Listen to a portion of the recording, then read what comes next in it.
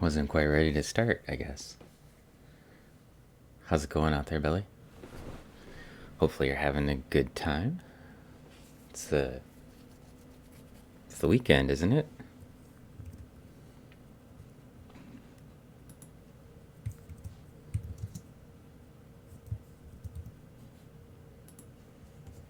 Give a little shout out to Billy Galaxy Art.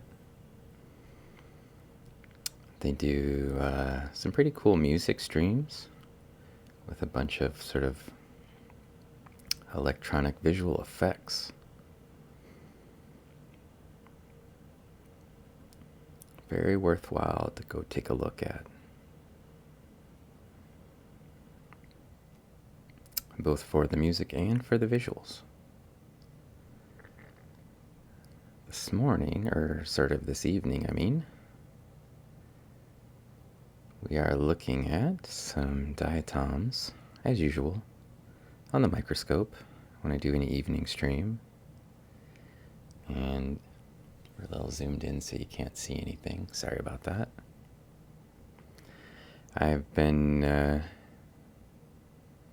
slowly working on imaging some of these diatoms that I need to take pictures of. And this sample has a bunch of different kinds. And still trying to characterize Afrocymbella. Here's one. You can see that my battery on my camera started off squawking at me already. You can just ignore it. It doesn't know what it's talking about. Hey, Schrodinger's name. How's it going? Just got off your main job? You got 2 jobs? I didn't go into work today. I just worked from home, but I did Zoom, and I had a couple of meetings in Zoom. I like to avoid meetings where I can help it, but this was one where I was actually sort of leading the meeting, and one of them was a class, but I didn't have anything to do. I just needed to be there, so I spent the rest of my time trying to put together lectures for Monday. And it's a lecture about diatoms, so it's a pretty nice one. It's sort of like an intro for learning diatoms. I feel like I talk about them so much on the stream that probably everybody here could probably tell everybody there what that stream, from the stream. Could probably teach that part of my class by now.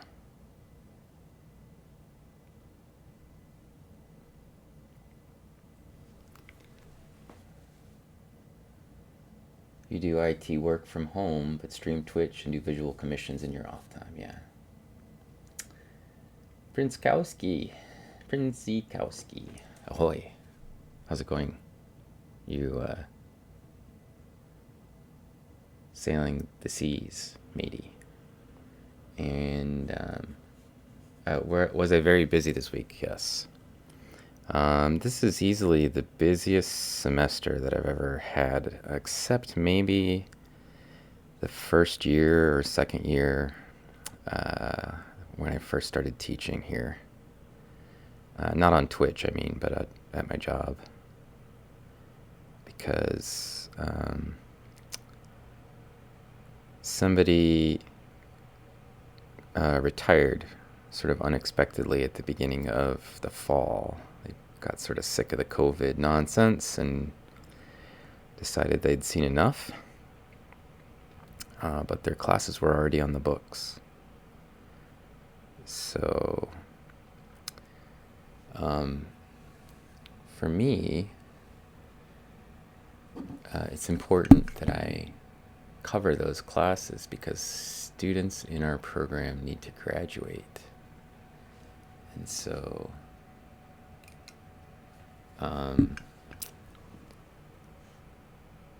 I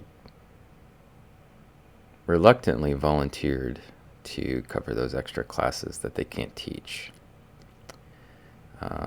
because nobody else can do it. I mean, other people can teach classes, but not the classes that we need taught. So I had my classes, and then I have extra classes, but it's okay. I'm just making those extra classes also my classes, you know. So I'm teaching them my way, which is nice. But means I'm teaching like 4 classes, 4 different courses, plus helping run 2 other classes. And 2 of those new classes I'm sort of developing on the fly. So, and then add on top of that, I'm working on like a bunch of papers from last year still, where I'm a co-author, and we're working on a grant, and I've got a new graduate student, and it's a long list. I'm a very busy guy some days, and one nice thing is that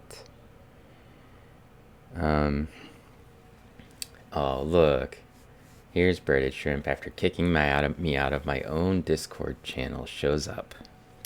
The nerve, the disrespect. You messaged me on Instagram. I don't think I saw it, Schrodinger.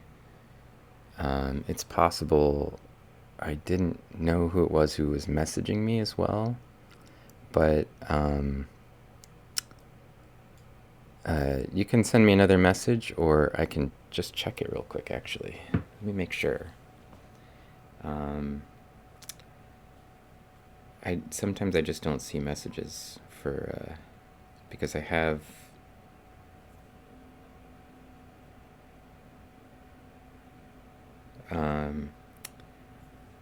the lab's Instagram and then my personal Instagram. So I don't know which one you messaged, but I don't actually see the message in here. So maybe send it again and I'll look for it. Do any diatoms move when they're alive? Lots of diatoms move when they're alive. The benthic diatoms, which is basically almost everything we see in this sample, is benthic. Like, I'll give you an example. And we're super zoomed in, so I apologize about that. I'm trying to take pictures, so. This one, for example, is an Ensynema. Probably belongs with the sort of Ensynema group. Very large Ensynema. And in real life, when they're not processed and stuck in resin in a slide, Ensynema live in like a long tube colony. One end of the tube is sort of attached, and they travel up and down the tube. So like if you catch them live, you'll see them, it looks like a little highway. They're basically going up and down the tube, going about their business basically. And here's some more Ensynema right here. See these little guys? That's an Ensynema as well. And they're all over the slide. That right there is an Afrocymbella, which is what I've been looking for. But the thing that's next to it right here is a little Placanese.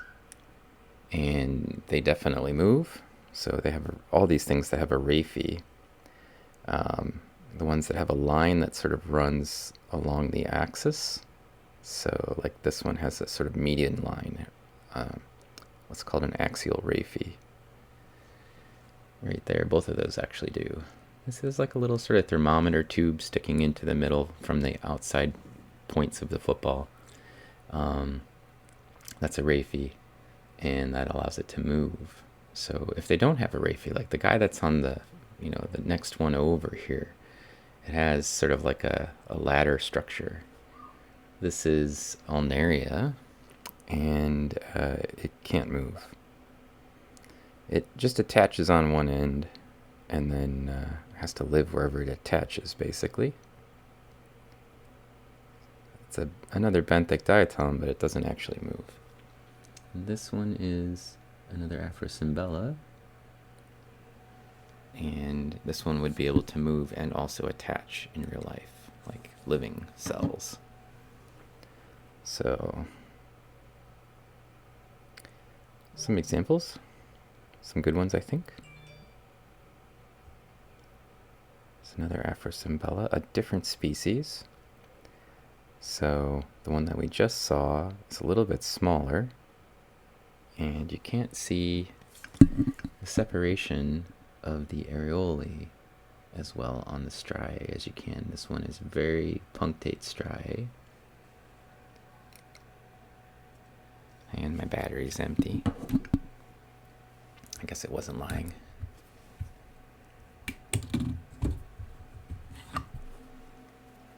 It's okay, I came prepared. Don't panic. It's just a camera. It has batteries and they're all around. See?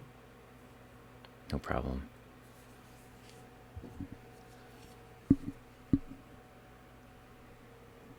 Hey, Mama Bon Bon, how's it going? I'm gonna actually zoom this one in a little bit so I can see the striae, the little structures that are on them.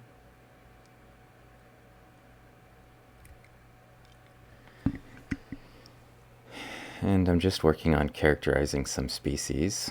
So the pictures are so I can create a size series. What I mean by that is it's the same species of diatoms. When they're little babies, they're bigger, and then they replicate through asexual reproduction and get smaller. And it creates a size series from the baby to the old man. And then when they get very small and the environment is just right, they will switch to sexual reproduction.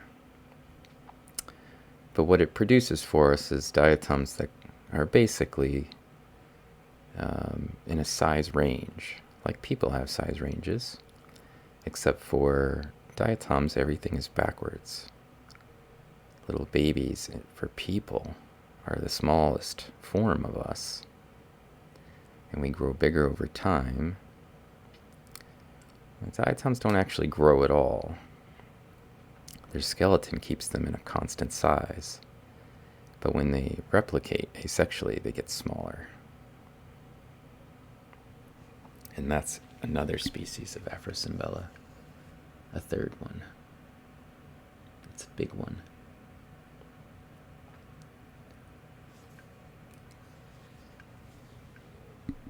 Baby shark. What's going on, Sarah? How's things? We are looking at some diatoms, of course, in my casual evening streams. This time on Friday. I did one on Tuesday. It's sort of rare that I do 2 in 1 week. But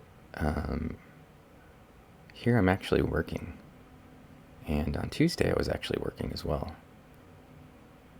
Oh, I found another one right here. Just a little out of your field of view, but not mine. So the eyepiece for me and the eyepiece for my camera are just slightly different. Maybe a couple microns off. And it means I can see it and focus on it, and then I have to actually refocus it for the camera a little bit.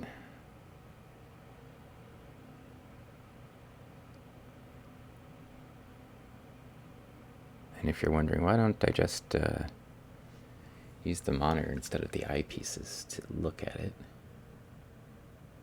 It's actually a lot harder to control if I can't see the whole field of view at once. And also, I'm used to having my head in this position basically while I'm looking. So I suppose I could just get good at doing it the other way. probably would make me better at streaming, because I wouldn't be constantly sticking my face in the microscope while people were trying to chat to me. Seems counterproductive, but you know, this is what you get when you come in the evening streams. Just sort of intermittent interactions with me in between diatoms. These samples are a lot better than the other ones that we were looking at on Tuesday, which had some Afrocymbella, but I had to scan through like half the slide before I found a couple of them. Whereas here, I've probably found maybe 20 already. And the ones in the other sample, I think I had 2 species, maybe a third. And I think every one of the ones I see here is, except for one, is a different species than the one we saw on Tuesday. And I think this is actually a 4th species. Or maybe it's number 2 again, I don't know. It's hard for me to tell sometimes until I get all of them imaged and then go back and look. You good? What's up, Del? How's it going, District 10? Also, I should give you guys some shout outs. I got one for Del like this. I don't even have to type anything anymore for Del. And for District 10. Everybody with the D in their name gets a shout out.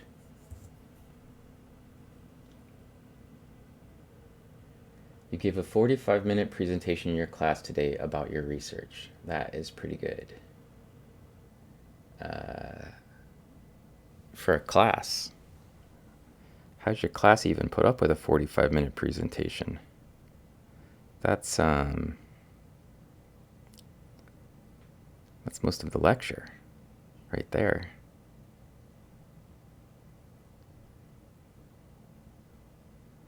That was another Afrocymbella, but it's broken, and I don't want to take an image of a broken one.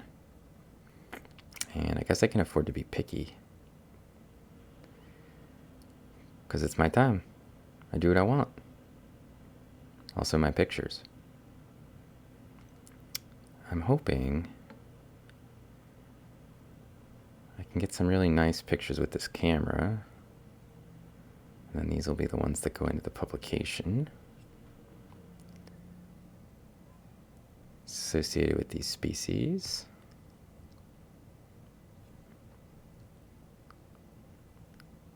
This is Stephanodiscus niacea. It's actually a little Stephanodiscus named after Lake Malawi, which in the native language is Nyasa. But here it is in Tanganyika, sneaking over and hanging out in the wrong lake, I think.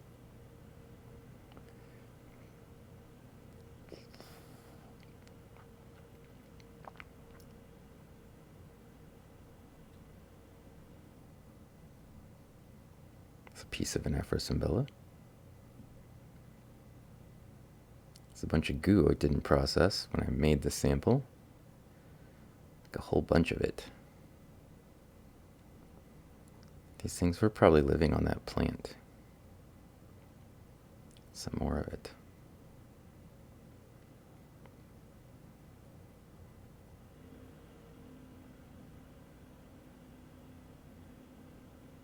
It's a giant Rhopalodia. Now epithemia.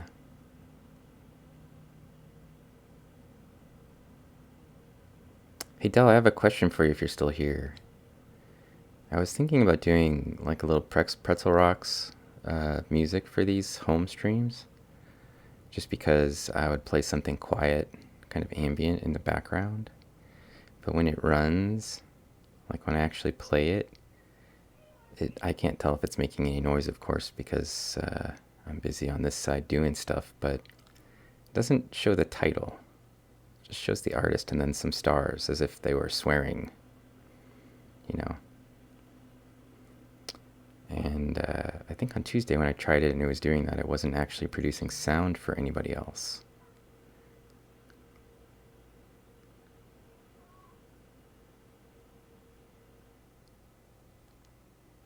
Any idea what might cause that?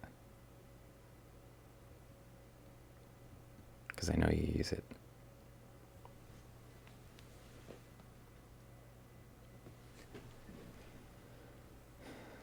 Could be you're not here anymore, too.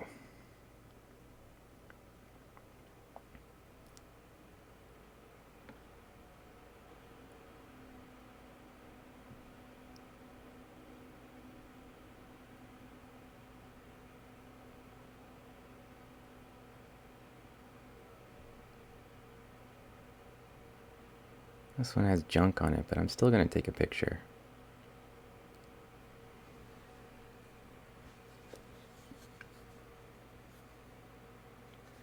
My kid is in a Zoom dance party right now. I just had to go dance Take On Me. Oh yeah, that's a good song. Voted the best song of the 80s. I agree with it, actually.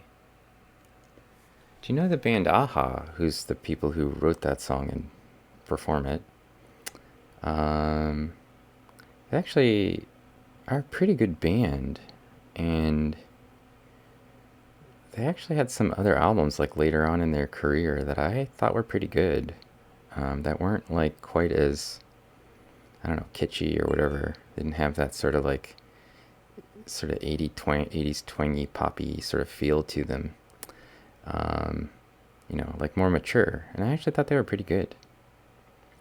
But look at all those. Oh my god. That's a crazy colony right there. All of those things are, every single one of them is the same species of Ensynema. It's like a swarm.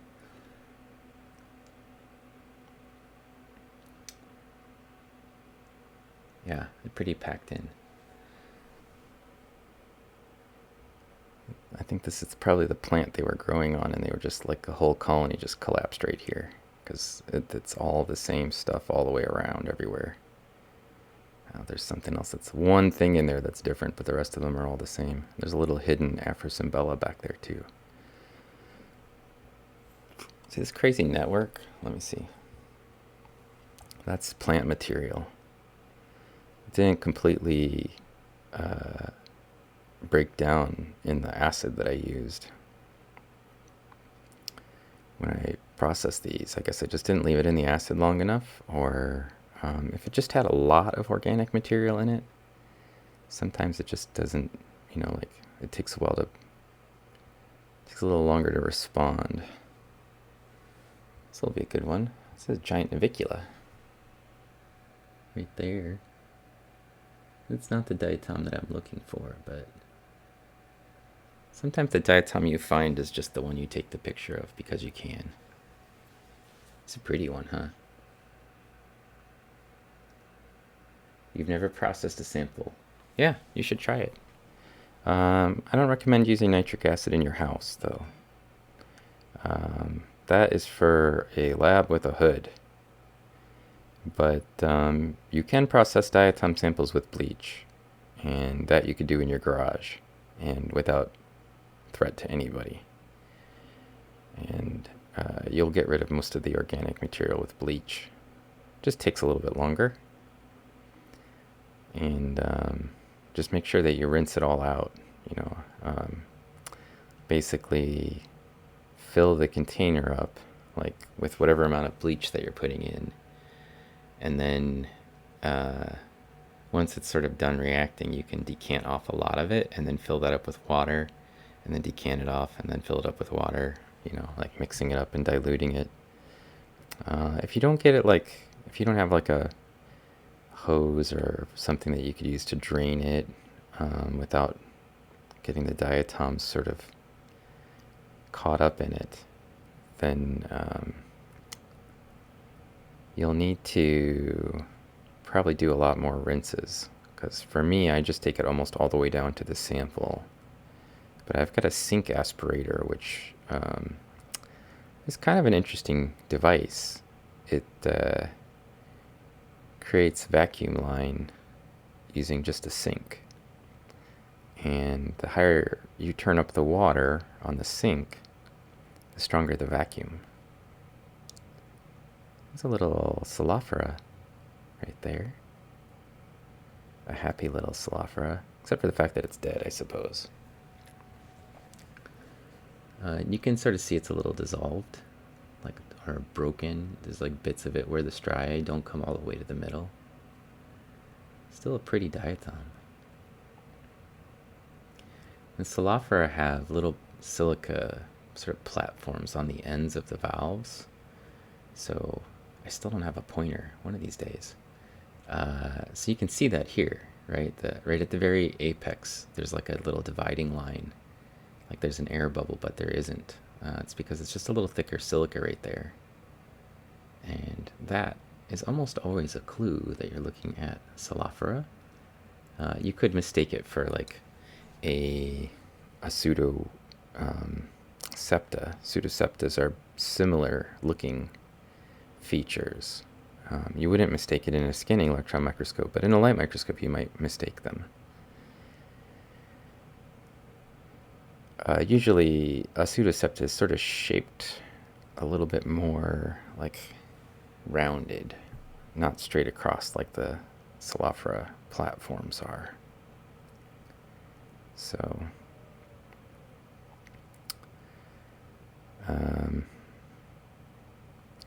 we're going to take a look, I think, tomorrow. I'm not sure exactly what I want to put on the SEM yet. I didn't make any good plans. And normally, I go in on Friday and sort of think about what I want to do on Saturday for the SEM stuff. But I cleaned a bunch of stuff from East Africa, and I still didn't get a chance to look at most of it very closely. So we may do some more of that. Or I may go in like an hour early and make a few more slides from some of the samples.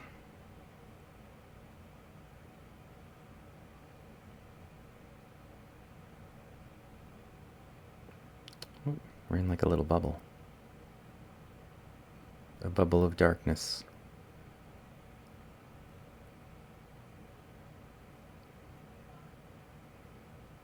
These giant Rhopalodia that are here. Here's one of them. This one's straight. It's not very impressive. Just looks like a weird cigar shape, basically. That's actually both valves.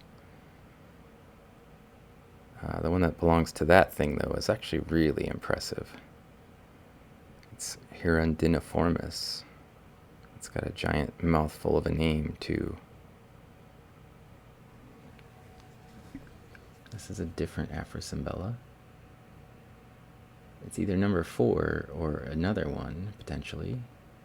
Kind of leaning towards its number 4. I guess we'll find out when I put them together. Sort of go up in size. There's another one in here that's like giant and similar size to that one, but it's fatter, and it actually is. This is a piece of it right here, I think. It's like a really big, wide version of that other one. We're probably going to describe as a different species. Oh, here's Hirundiniformis, but it's on its side, so you don't get to see all of it in its glory. It's such a giant diatom. It's got these big, weird hump on it. Iconic for East Africa.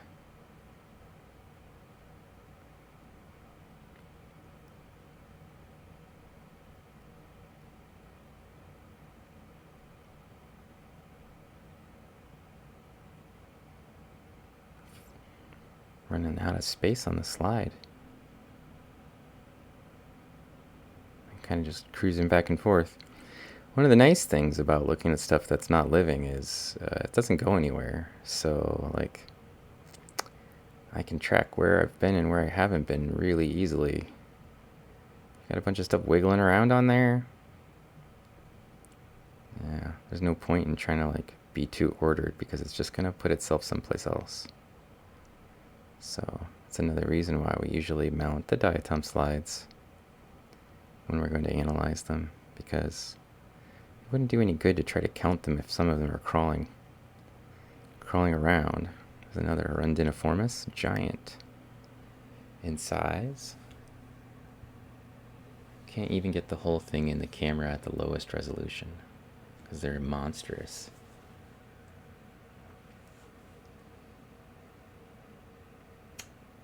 Let's see. Do not underestimate your powers of misperception. Well,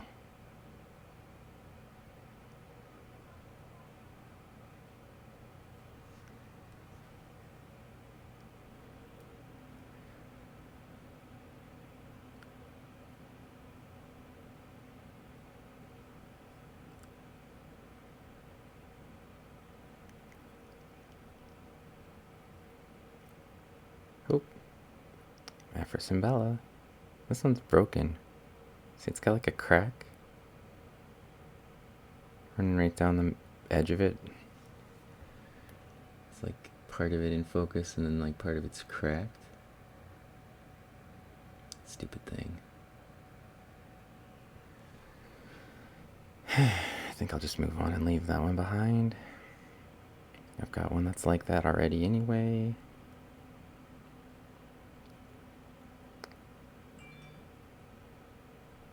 My phone's going nuts because I posted some picture of a diatom on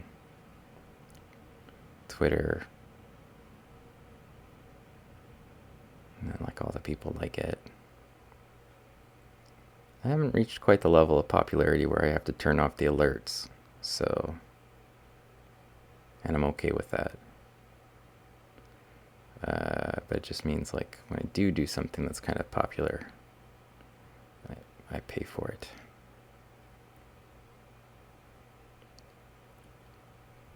With constant alerts.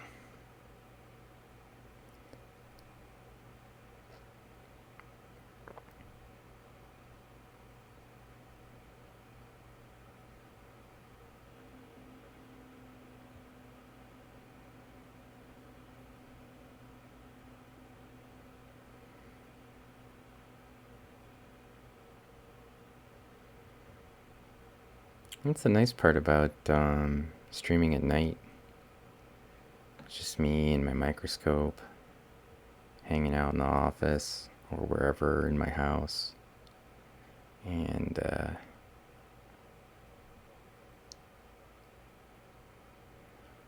whoever comes to visit me and chat I feel like I can just work.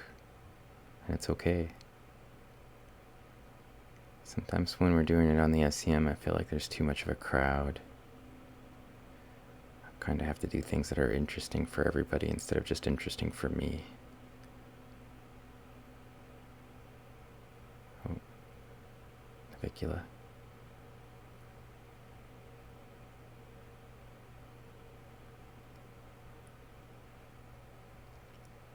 But at home, I feel okay being selfish, I guess.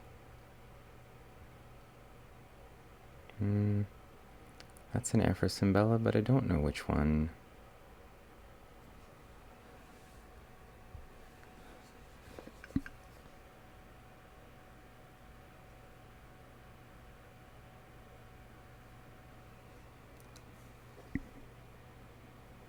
Comfy streams, yeah. Nice and quiet. It's not as much of a show. This is, let me get that in there. A sponge spicule. See how, like, wickedly sharp it is? It's like a toothpick with, like, razor wire wrapped around it, basically, with little tiny sharp spikes. The sponge does not want you to nibble on it. That's what that message is. It's sending a message. I put this inside my body, and then when you chew on my body, It'll be like chewing thumbtacks, and you will not like it.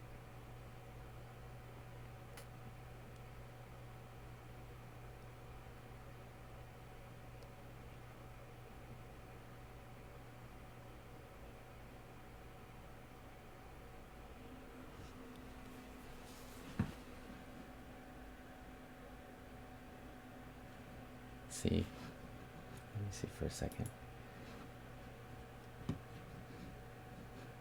If you're still listening, Del,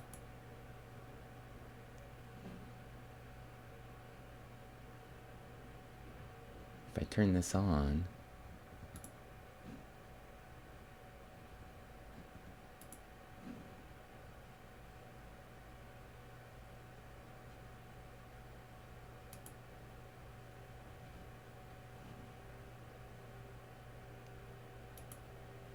I can hear it just barely, so it's playing.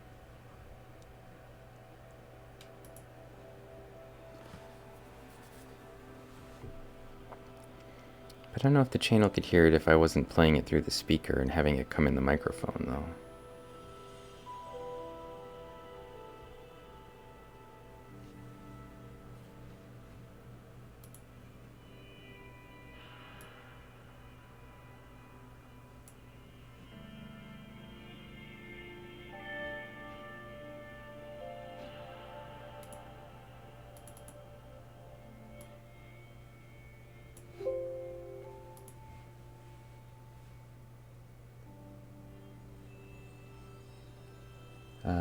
Can I message you again on Instagram? Yes, go ahead.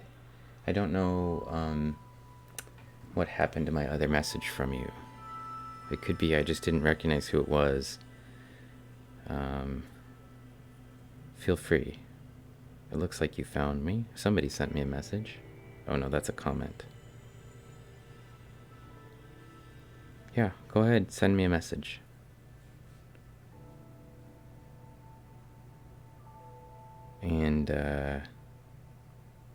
And I'll take a look at it. Oh, I see what the issue is.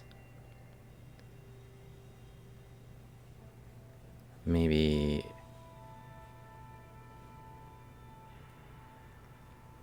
this was you. I think it's because I had it listed as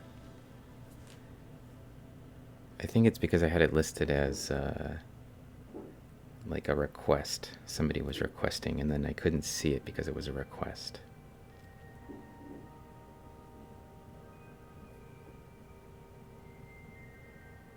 There. Now see if you got a message through.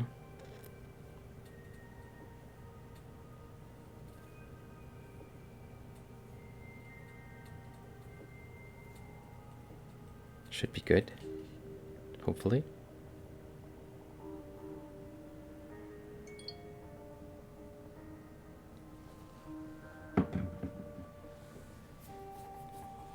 So Del, if you're here, if you're not dancing to another song from the 80s, you see the pretzel rock showed up, but it just shows up with little stars? Do you know why it's doing that? And also, can you hear it coming through, or are you only hearing it come through my speakers, or my microphone?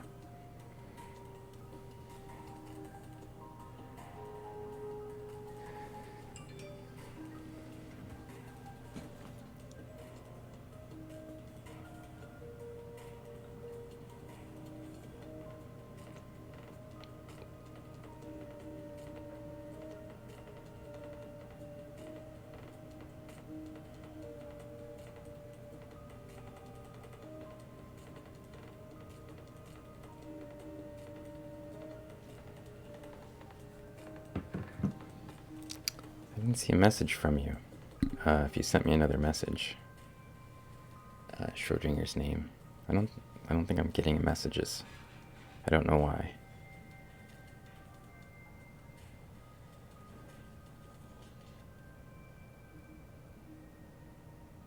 You could always just catch us on Discord too, if there's something that's like not working out. And you could message me there. That's my Discord. You could find it and then just send me a regular message through Discord. It's fine.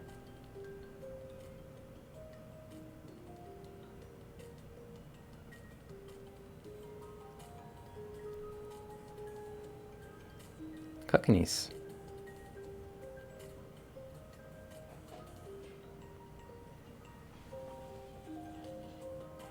Oh, you sent one to my personal Instagram. Okay. It's like my photography page, right? That's probably why I didn't see the most recent one. Let me check. Not doing anything important right now anyways, right? Just streaming. Got it.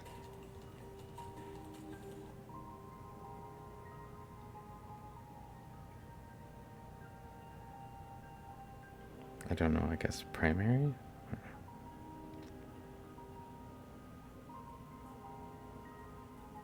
Got it. I am seeing your messages now. That's no big deal. I'd rather get it straightened out, know who I was talking to. Because, you know.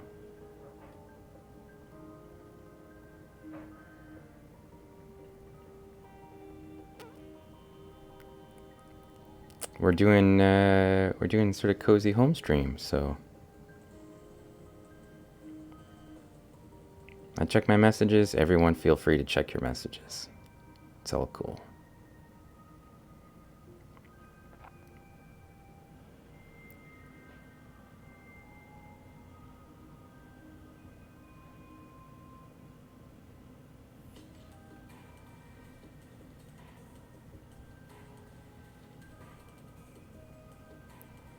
Just going back and forth across the stage. Starting to get the feeling we need to give up on this slide though, because we're getting close to the edge over here. And the diatoms are kind of thinning out.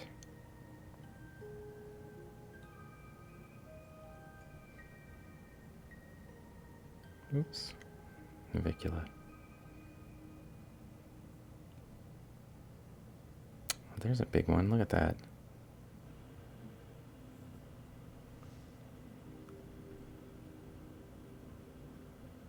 It's impressive.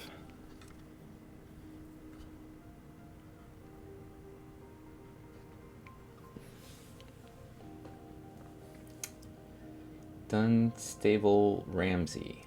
Do diatoms have immune systems? Are they like human immune systems? No.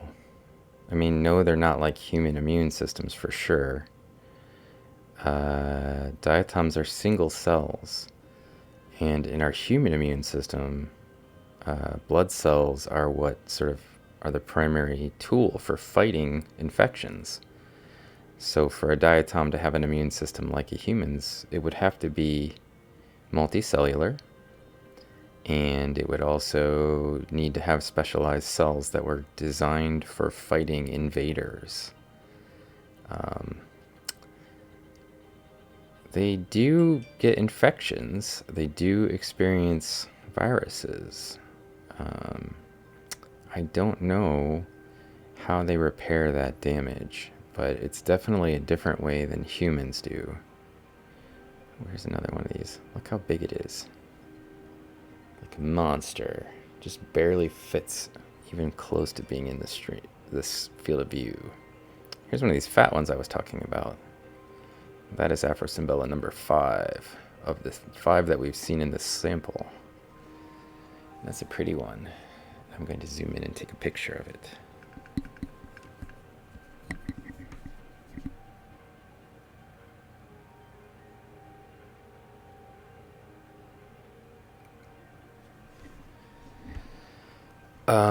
We had this conversation about diatoms being infected by viruses. I don't know, I guess maybe it was in a previous stream. Last stream. And then I shared a bit of information about it. Must have been actually several streams ago. I found a paper, and I pointed to the paper in our Discord. We sort of chatted about it a little bit, and I went and found the paper. So if you're really interested in diatoms and their interactions with viruses, let me know. Maybe drop into the Discord, and I will see about getting you access to that paper. because I have it. One of the authors on the paper is Dr. Jeffrey Krauss, and one of his former PhD students who graduated I'm friends with. So, but they aren't on that paper, just him. And I think some of his other students. That's a pretty cool paper. A little on the technical side, so if you're into that stuff, you'd probably like it. But a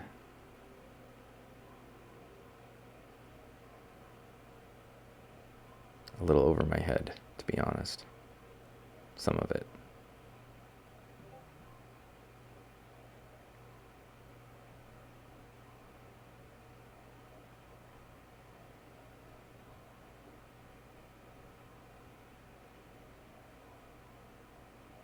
Look at that mass of diatoms right there.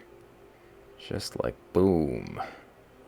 Also, do you see how it gets ruined? I have this like perfect view of that Afrocymbella, and then it's just swarmed with Ensynema again. No problem.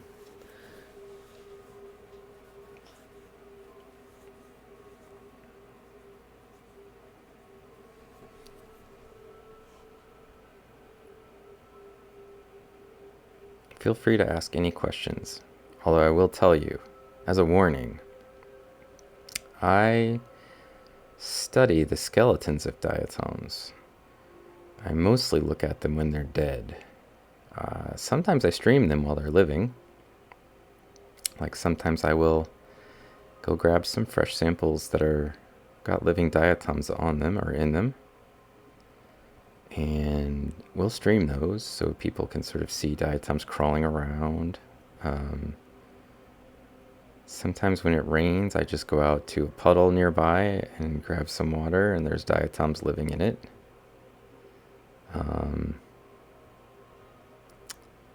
That definitely happens. And I could tell you what the diatoms are and a little bit about their ecology. But when we really start getting into the nitty-gritty of like their physiology, nope. Usually the first thing I do is get rid of all the soft parts so I could look at the skeletons. I'm like any other person who studies fossils. The organic matter gets in my way and makes it challenging for me to see what it is I need to see. I can still do an okay job with some things with their sort of living parts in them, but if you really want to get good at that stuff, those are mostly ecologists and people who study like water quality using diatoms, because they're used to seeing them with their cells in them. And then sometimes the approach is good approach is to start like that, then digest it so you can see the cells with the skeletons.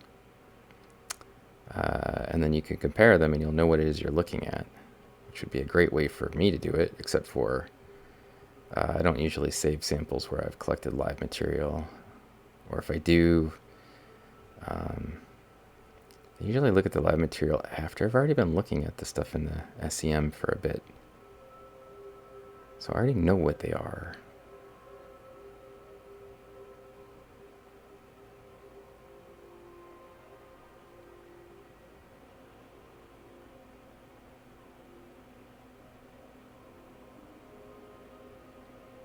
It might be time to switch samples. Oh, just as I said that, found another Afrocymbella.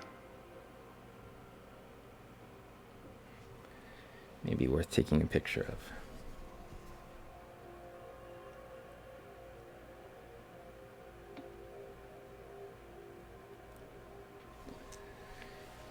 Let's see.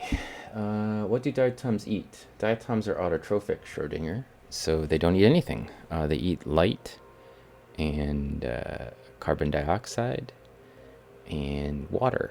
They put those together to form sugars, which they use to grow, to make new. And they don't ingest stuff because they don't eat. Yeah, they're all photosynthetic.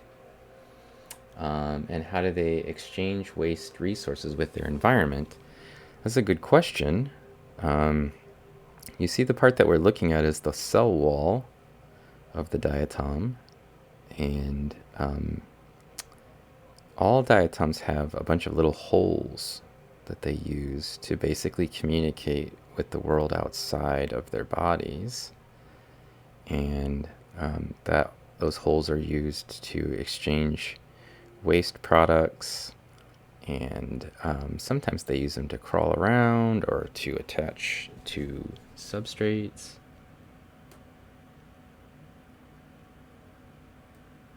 See the little lines on there? Those are actually a series of little holes called areolae, and they line up into things that we call striae, which is just a Latin word for stripe. And that is most of what they use those little holes for, is like squeezing some waste products out and pulling some nutrients in. And their photosynthesis process requires them to have, if they want to make new diatoms, phosphorus, nitrogen, and silica are the primary nutrients they need. And they can get nitrogen from nitrate if the nitrogen in the water has been oxidized. And that is the normal state because they are usually living near the surface in the sunlight. And the phosphorus that comes into a lake system can come in a bunch of different ways, either as detrital phosphorus,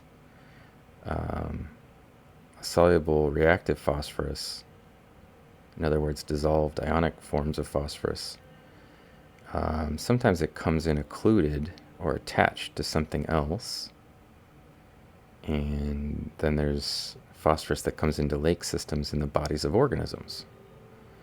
So when organisms die, some of that remineralizes, and diatoms can then consume it. It's that combination of things: carbon dioxide, water, sunlight, silica, phosphorus, and nitrogen that are the secret to their growth. And they are effectively the bottom of the food web because they're autotrophs, and that means most things eat them. They eat almost nothing except for nutrients. I just want to add one little asterisk to that statement and say that there are a few diatoms that they've found that will switch to being heterotrophic if they're not in the light, and they normally are autotrophic, but they can basically switch if they have to and become heterotrophic, in other words, eat things. But they don't eat organisms, they mostly eat detritus. So they basically just scavenge detritus for nutrients they need, and revert to sort of oxygenating respiration instead of photosynthesis. So we think of that as being like true heterotrophism for something like a diatom.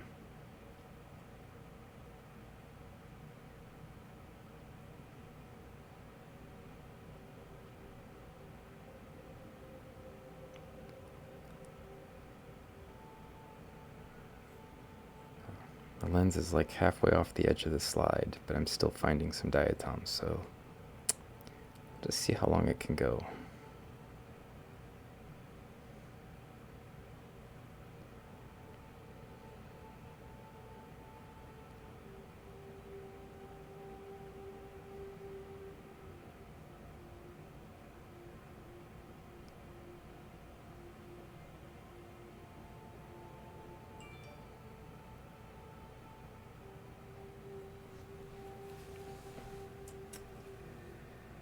Let's see. While they aren't skeletons, do the holes have cell membranes over them, or are they inherent? Are they inherent in how they work? They have organic sort of coatings, like a sheath that surrounds their body. Um, Probably stuff that sort of squeezes out of those little holes. So the holes aren't really like just an open, lacy framework. It's probably there's probably that organic membrane component that's there. That's like the EPS, the polysaccharide stuff that's basically like sugary goo that makes it hard for things to get in through those holes. So, isn't phosphorus very rare in the universe? That is actually a very astute observation, Schrodinger's. Phosphorus is extremely rare in the universe, and it's actually pretty rare on planet Earth. And it's one of the rarest resources, which is why when we farm, we add phosphorus to our crops because it's what's required for plants to grow. They don't need a lot of it, and in fact, diatoms don't need a lot of it, but they won't grow without it. So it ends up being a critical, very what we would refer to as a limiting resource. In other words, if you had all the nitrogen you wanted and all the carbon you wanted, and there was a little bit of phosphorus in the environment, you need sort of the right proportions of carbon, nitrogen, and phosphorus. And if you're a diatom, silica. And if there's just a little bit of phosphorus in the environment, they'll consume it all. And sometimes diatoms will do something called luxury consumption, which is like they'll eat more phosphorus than what they actually need because it's available, and it's like somebody brought brownies to the party and you stuff some in your pockets for later because, I mean, it's a brownie and everybody's going to eat it. So that's basically how they manage. But one thing that's kind of interesting about that story is that little organisms, like plants, things that are at the base of the food web, require phosphorus and hoard it basically when they can, but they accumulate it for us and everything that's in between us and them that eats them. And because it's such a critical part of organisms and living organisms, that like everything we eat has eaten a bunch of things that had to have phosphorus in order to live. And what's cool about that for us, of course, it means that humans don't need to hunt for phosphorus. And in fact, it's quite the opposite for us. For us, we eat so many things that consume phosphorus that it's a waste product and we don't need it. And in fact, not only don't we need it, because we get it from pretty much everything we eat, we just stuff it into our skeletons. So calcium phosphate's what your skeletons are made out of. And we use the little organisms to acquire this thing that's rare, and then we stuff it into our skeletons, and then we poop it out because we don't care about it. And most organisms that are vertebrates, that are larger organisms, not just humans, are the same way. They don't need phosphorus. They don't need it in any proportion, really, because everything in the food web that's sort of, at the base below us acquires it for us. And we return the favor by pooping out all the excess that we have in concentrated form someplace and then dumping it back into the environment for them. Like, here you guys go, make us some more food. Because, we're not able to use this excess stuff. And this is one of the reasons why when people, when you get like a wastewater treatment plant, they need to find some way to sort of curb the amount of phosphorus that goes immediately into the environment. Because we dump a lot of phosphorus back into that environment. And if it just goes straight in a concentrated form in one place, what it does is it causes a bunch of algae to grow and cyanobacteria and other things that Oh, plants too, but um, but they hoard it, and we get it in a concentrated form. We poop it out, so um, we end up basically disrupting the environment a little bit when we do that. And so it's in our best interest to sort of release it in smaller, less concentrated amounts into the water, so it doesn't result in sort of nasty algal growths or blooms or other things that could be potentially dangerous. Also, we put excess phosphorus on our crops, like in the form of manure, and that phosphorus, usually we get the proportions totally wrong, put way more on than what's needed, and then when it rains, it goes straight into the water in a concentrated form, and again, creates a eutrophic environment, or a bad environment where there's too much food for algae. And again, it's something we don't typically want because they can create toxins. Not diatoms, of course. The diatoms are primarily not toxin creators, with the exception of a few species, not even a whole genus, just some species in the marine realm that can create a toxin. But in the freshwater systems, none of the diatoms are toxic, or at least not that we know of. Or they don't seem to be, at least, or not to humans. So they don't really create problems for us, but the rest of the other algae do. And those are the things that are usually competing with diatoms. And the reason they usually can't compete with diatoms is because there's not enough phosphorus in the environment. So normally, in most settings, phosphorus is the limiting nutrient. And in settings where there's a lot of phosphorus, what typically happens is the silica gets consumed by the diatoms. And this, when you add a bunch of phosphorus, the silica starts to get depleted because there's a lot of nitrogen, a lot of carbon, and a lot of phosphorus. And silica is the thing that's being consumed and not replaced at the rates that normally would not be happening. And once all of the silica gets consumed, diatoms can't grow or compete anymore. So they're sort of linked together,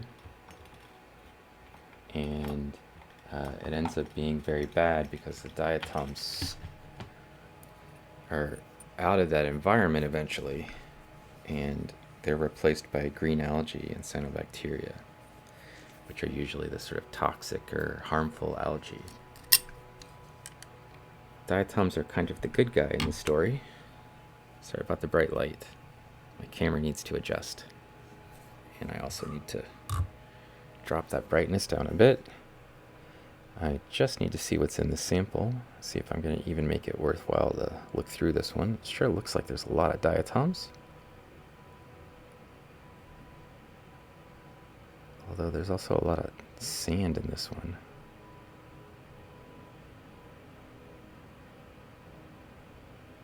Very sandy system. There's a cool looking Afrocymbella.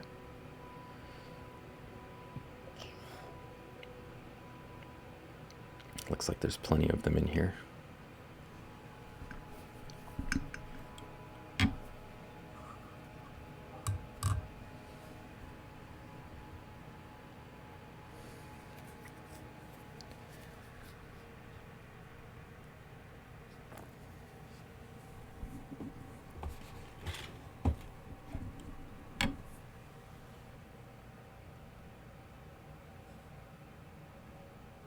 Still in Lake Tanganyika.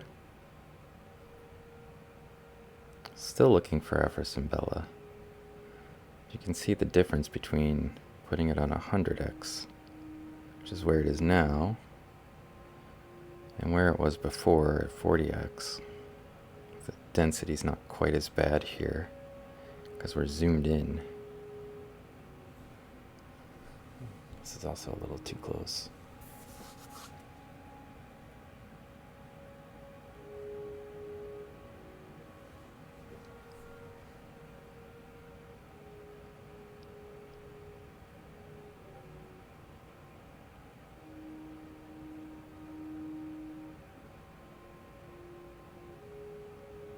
It's another Celophora.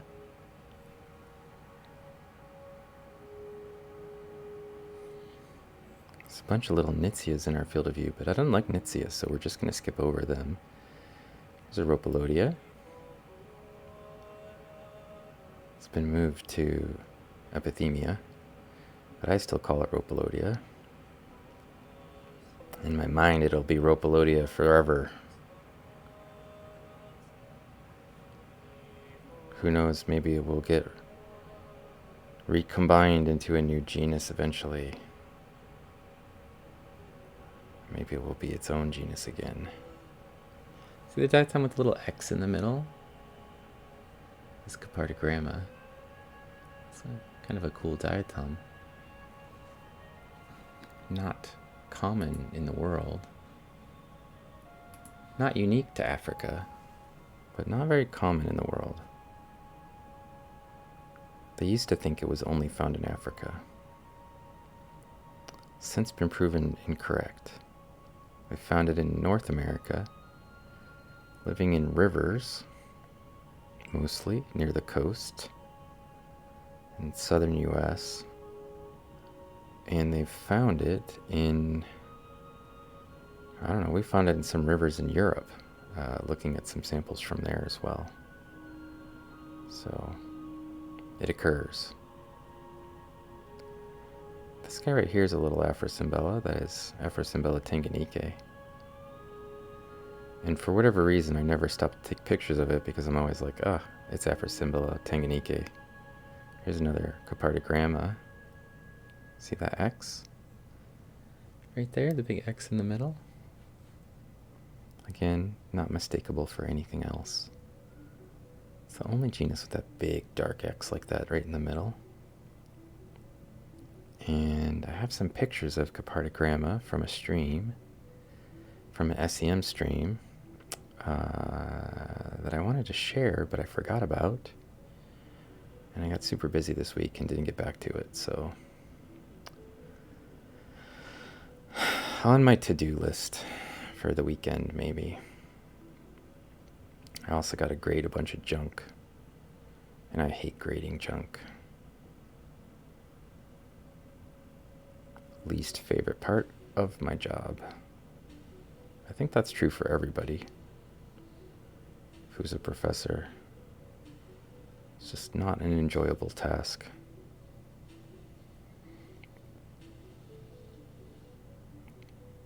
If I could write questions that were of the right caliber that would be capable of being graded by a robot, I would do it. But I don't think I can. It'd be too pointless, usually, to give people multiple choice for these types of classes. There's a happy little Afrocymbella. Let's come visit it. Get in close.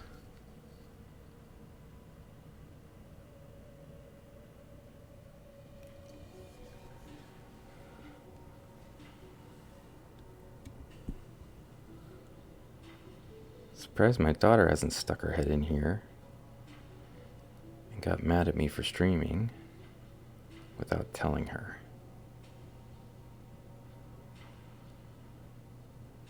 Been waiting for that.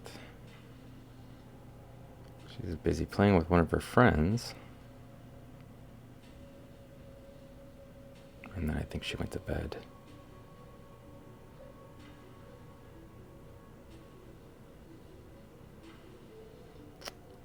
The slide's got cracked glass on it, out here on the edges.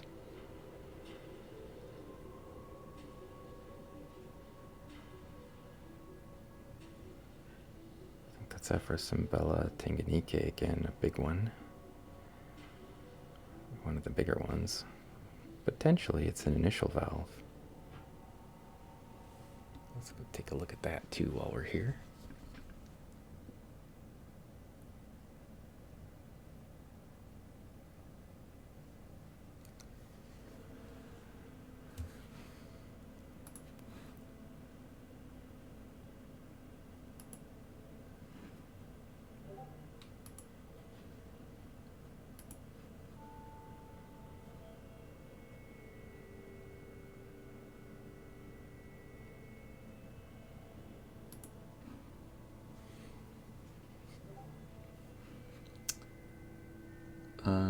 let's see. So what am I looking for?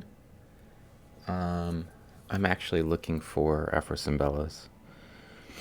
I want to get enough pictures of them. So, like, not these guys. See, they're everywhere. The Tanganike, they're just everywhere in these samples.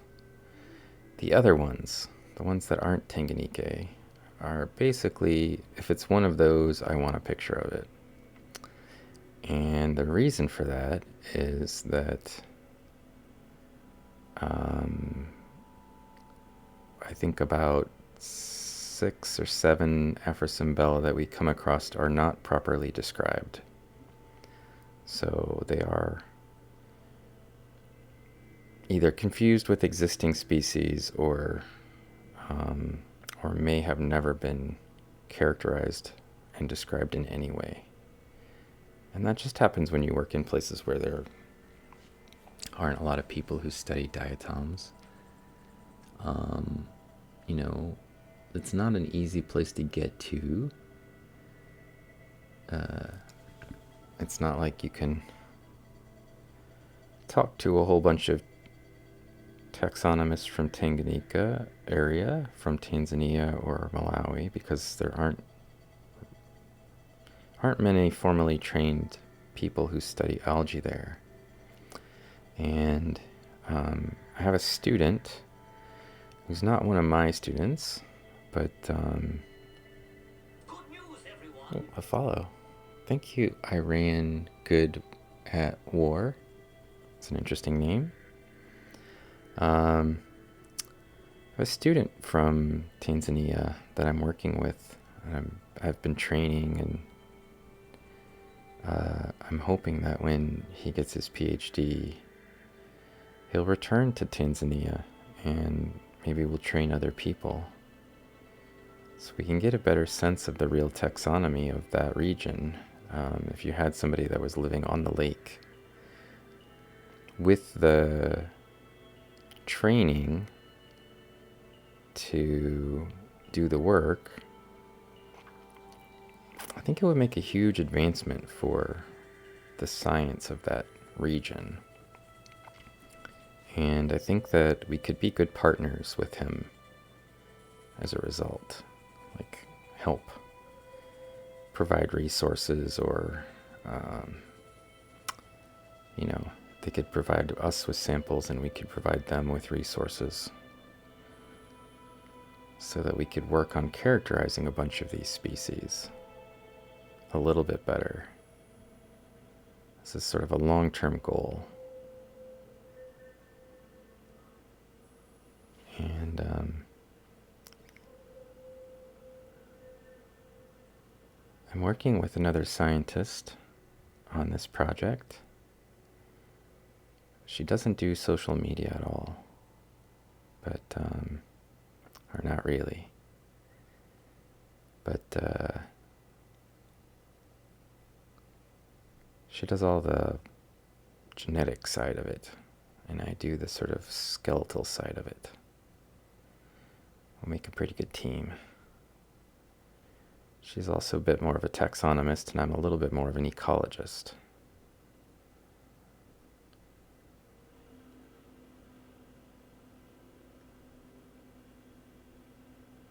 It's always good to have good teammates. Makes the biggest difference in science, I think.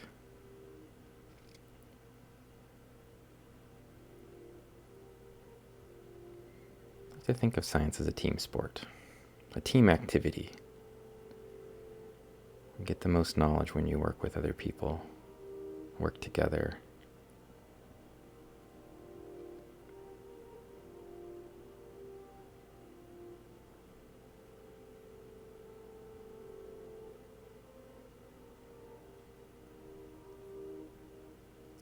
One of the things is when you do this enough, you start to see all of the same things over and over again on a slide.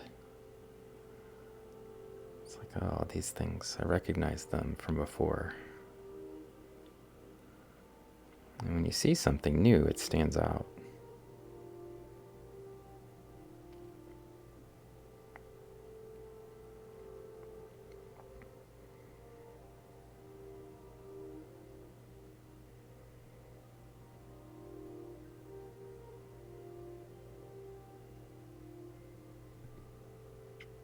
It's a big old Afrocymbella. Just got a piece of junk right under it. Here's another one, different type. Not totally sure where this one goes.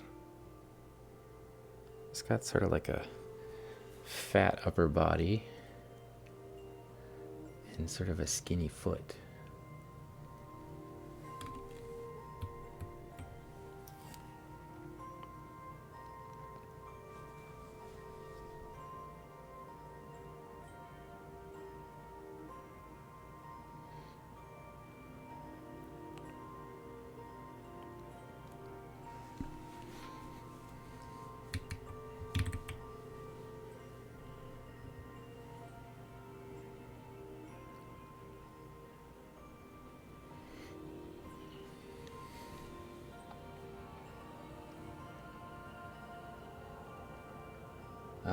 Absent Ness. The question, what are diatoms, if not the borderline of life and objects? Diatoms are not objects. They are definitely organisms. Their skeletons are objects. In the fossil form, they are essentially objects. In life, though, they're very important.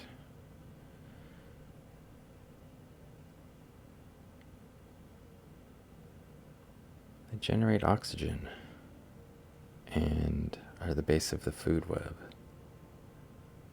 And also, hello, Andalore. Diatoms are, of course, golden brown algae, or golden algae sometimes, depending on who you talk to about whether or not there's brown in there. I think they're more like orange diatoms or orange algae. But golden brown and orange, what's the difference? I mean, it's pretty close to the same thing. This is sort of a short, stumpy little Afrocymbella, and I would have taken its picture, but it had junk on it. And I'm being picky again.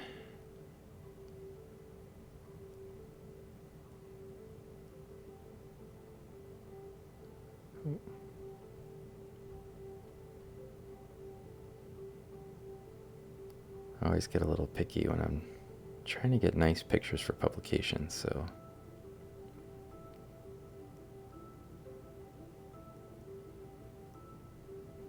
I really like to put all of these samples on the SEM and take a look at them there. I think most of them we never even got onto the SEM. I don't know why. This would probably be a good one. It's got a bunch of cool stuff in it. I don't think we ever made a sample for this one for the SEM.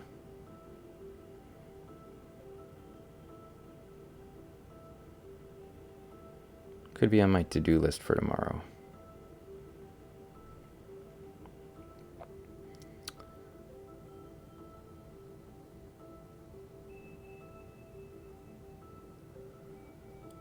Also,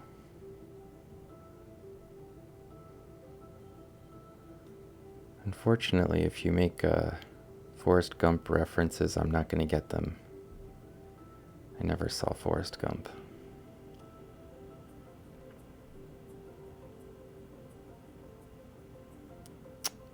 I am well known for not watching a lot of the movies people find entertaining. At least around my lab, I'm known for that.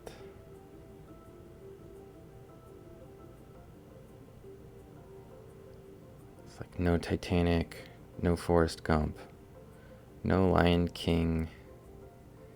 I don't know, just pick a movie. As long as it's not like a Marvel movie. I've probably seen most of those.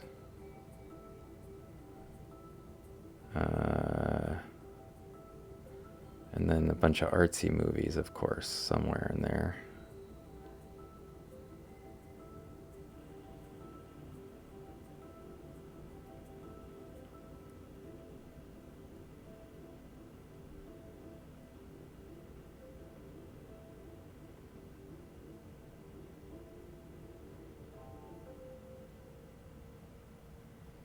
almost never see things in the movie theater anymore. I mean, of course, COVID's made it so nobody sees anything in the movie theaters, but...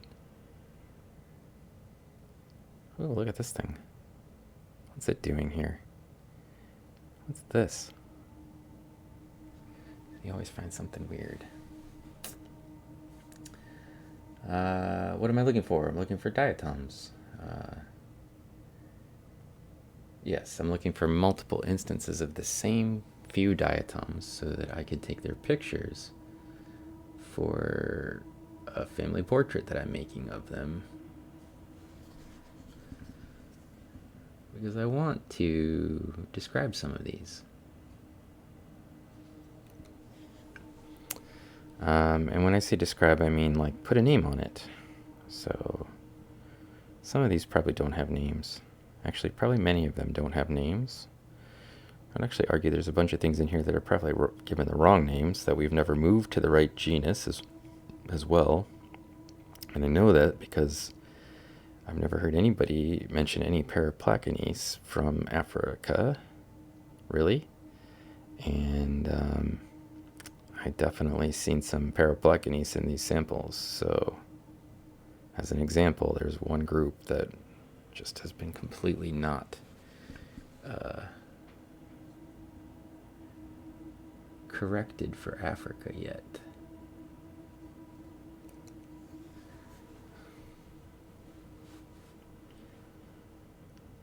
We have a lot of work ahead of us.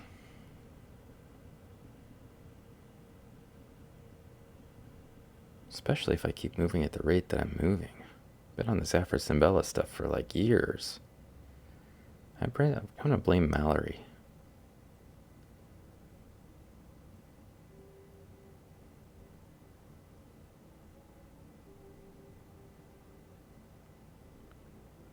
She's always busy trying to like take classes and stuff instead of just do research.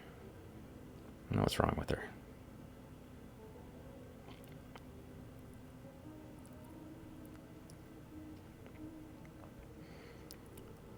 It's like she's at school or something.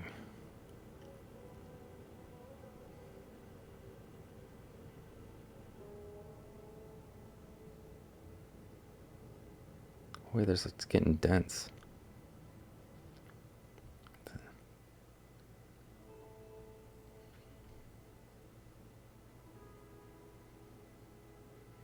It's funny that people come in the channel and they ask, what am I looking for? As if they could inherently tell that I'm searching for things. I mean, I am. But how could they tell? How do they know that I'm not just interested in watching them drift by, but instead I'm looking for a thing? That I'm on a quest.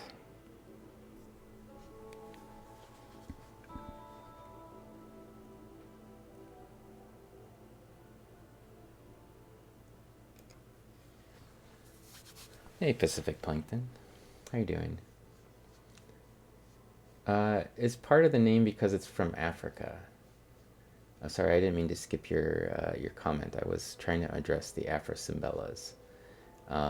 Yes, they were originally given a separate name, which was Gomphocymbella, because of their weird shape and their relationship with Gomphanema. But unfortunately, the first Gomphocymbella that they named turned out to be very different from the rest of them, and it got separated into its own genus as like a little weirdo. And that happens sometimes. They picked out the little weirdo, and they noticed it first, and they put a name on it, and then they put a bunch of other things in the genus, and later on realized, oh no, we named this entire genus after the one weird one, and then they decided that it needed to be fixed.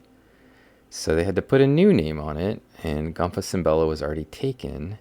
Gomphocymbella would have been the best name for it, though, because it actually has like an asymmetric, in two different directions, form. And that is the characteristics of Gomphanema and the characteristics of Cymbella mixed together. So they blended it together into this perfect name and then stuck it on the wrong diatom. And as a result, they had to rename the whole genus and move everything into a new name. And the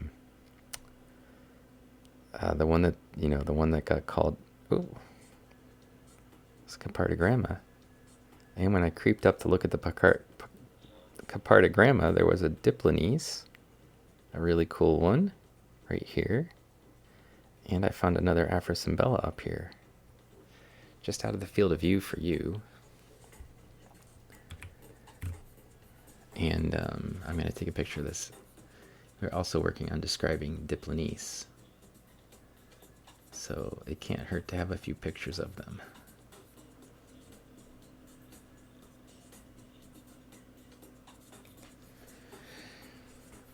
You saw that other Afrocymbella up there.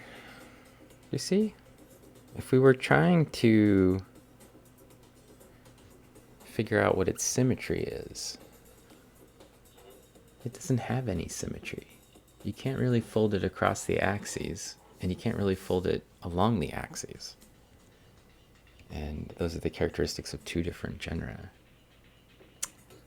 Unfortunately, so they decided that the name that they wanted to give it was Afrocymbella. And that's because, of course, it's only found in Africa so far.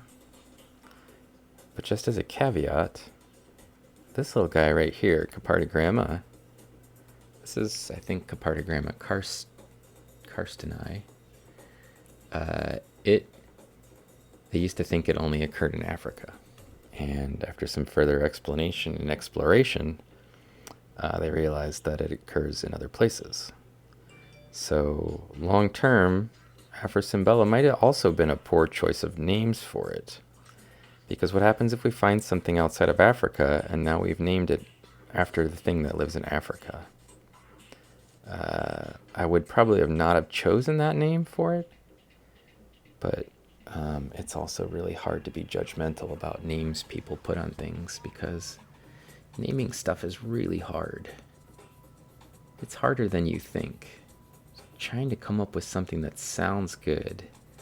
Like, I spent a whole, 8 months trying to figure out what name I was going to put on my daughter. It seemed like a very important thing. You can just give it any old name. We had to find the perfect name. Okay, so now I'm way behind. Let's see. So your question was, what if you never see a short, stumpy Afrocymbella again? I will. I know there's some more on another slide, and also you can't see this from where you are because I have it on the other side of the table, but all of these samples have Afrocymbella in them, so, or almost all of them. So I'll find another one. It'll happen. So these are only found in Africa. Indolor is right. Anyway, long story about that one. Didn't mean to run on forever. What am I looking for? You know what I'm looking for.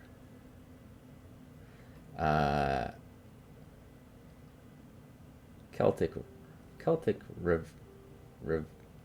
Ravenva. Ravenva?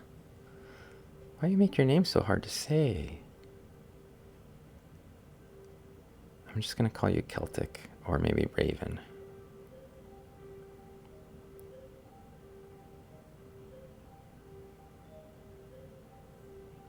Oh, sorry, you guys are getting the super zoomed in scrollies action. This is just going to dwell on this thing for a split second. Not totally sure what that is. Starcerella africana, I think.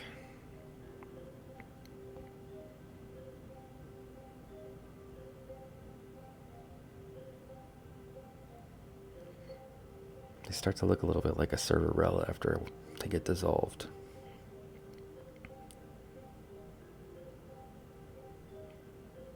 Look at that. Look at that. Big, thick Ensynema standing up on its edge like a coin that somebody flipped that landed on its edge. All the other Ensynema in the slide landed heads up or tails up. That one landed right on its edge.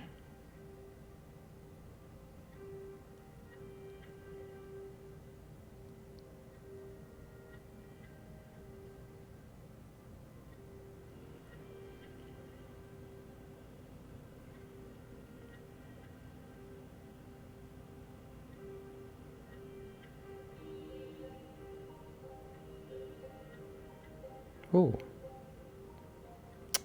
It's like a little perfect navicula floated right into the crosshairs.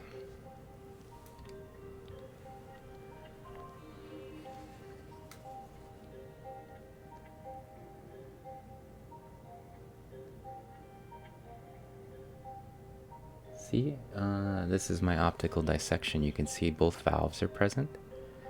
See a raphe right there in the middle, and then you can see all the striae right there radiating out in the center. And if I just focus all the way through, there's one, and now we're on the other valve. And that's the valve I want to be on. And if I get it just the right elevation, you can actually see the lineations just barely in those striae. Just the slightest lineation markings. Look down here. Here's one we haven't seen very much of. Oops. Look at that little guy. This is one of my favorite little diatoms. Isn't it cute? It's a cavinula. It's like a navicula, except for it's round. It's one of the weird navicula-like diatoms that don't make a boat shape. It's Pseudoscudiformis, or something close to that. That one's weird looking.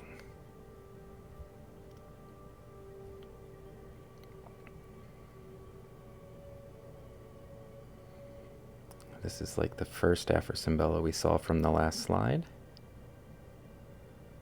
So skinny looking little guy.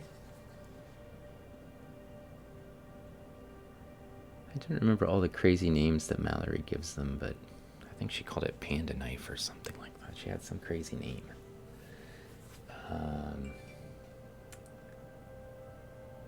First impressions are everything. I guess I should say hi also to Diatom's Attack, you know, host and all. It's fine. You can just hang out and chat with my mod. I know she's cool. I think we're just a bit striking out recently with some cold and ice. Sort of like how we named animals based on looks and then find out that they aren't actually all that related. Yeah, like magpies. Yeah, naming is really critical. It looks like lined up yakisoba noodle. I don't know what a yakisoba noodle is. Like still look like lips to you, yeah. Celtic Raven V. But is it like V-A Virginia? Or like, what's the V part? The other two words I got.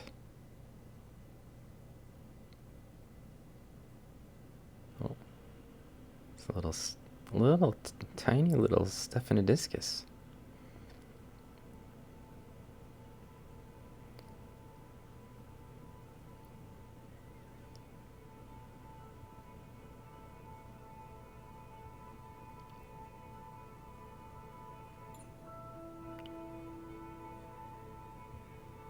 I'm into the bad stuff.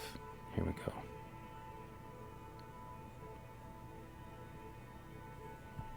Forgot I was zoomed in. Apologies.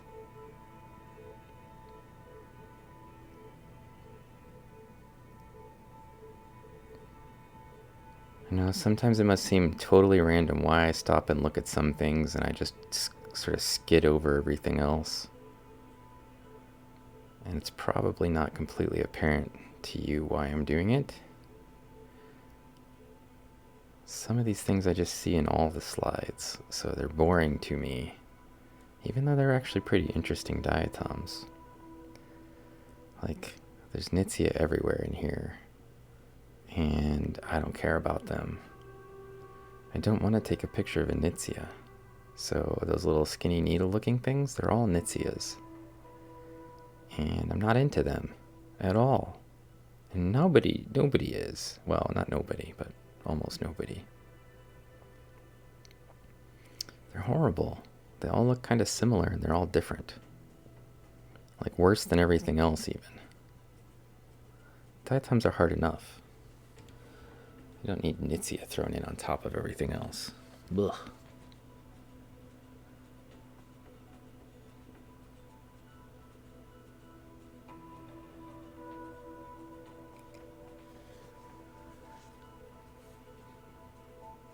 Let's see. You feel bad asking what I was looking for since everybody probably asks. It's alright. I don't mind.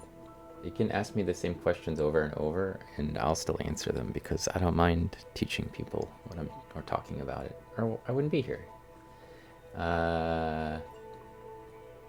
What is the microscope? Oh, somebody answered that question for me. Good. Yeah, I should make a what am I looking for, but it's always different. You're wondering if it was a Leica. Yeah, this is my little baby. This is the first microscope from my lab. It is the DM2500, and it is gorgeous. The optics in here, you probably don't believe it, but they're like twice as good as what you're seeing. And the camera does like a really good job of showcasing what's in here, but it still just looks amazing in here. The one thing that the camera does that I can't do is zoom in though. And I really love that ability because I can get it close to being in focus. Like here I got this really pretty Afrocymbella. Right there's a little Afrocymbella. And I can see all the detail and get it almost perfect. And then I could get in really close and get the focus just absolutely right. Just no error. Like that. And I got a little trigger release that I'm holding in my other hand. So if you're wondering, well, how did I make that picture? I didn't just blink it happening. Because I got my camera mounted on there. And my camera is also amazing. But the camera belongs to me, and the microscope belongs to my lab. So, you know, it's not my microscope, it's my lab's microscope. Belongs to my university. I just have it home because it's hard to clean a microscope for COVID, and I have a lot of students in my lab, and I don't want I'm old, and I might die from it. They're all young. They could also die from it, but I'm the higher risk. Probably. So I have my own microscope at home for now. And maybe when I'm vaccinated, I will return all the microscopes to school.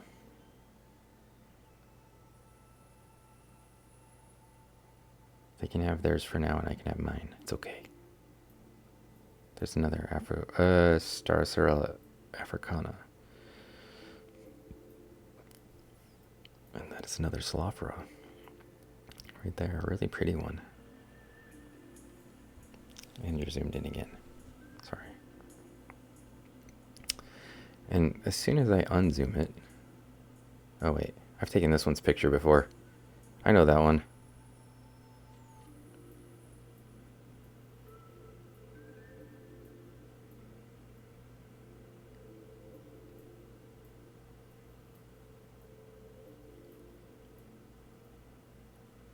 I hope things are going well there for you, Pacific Plankton. It's a Friday. I don't know if you're under theater restrictions at home again, or just like, let's see, it's 11, so it's like 8 o'clock. You probably just finished your dinner. And you said it's been really like raining and cold.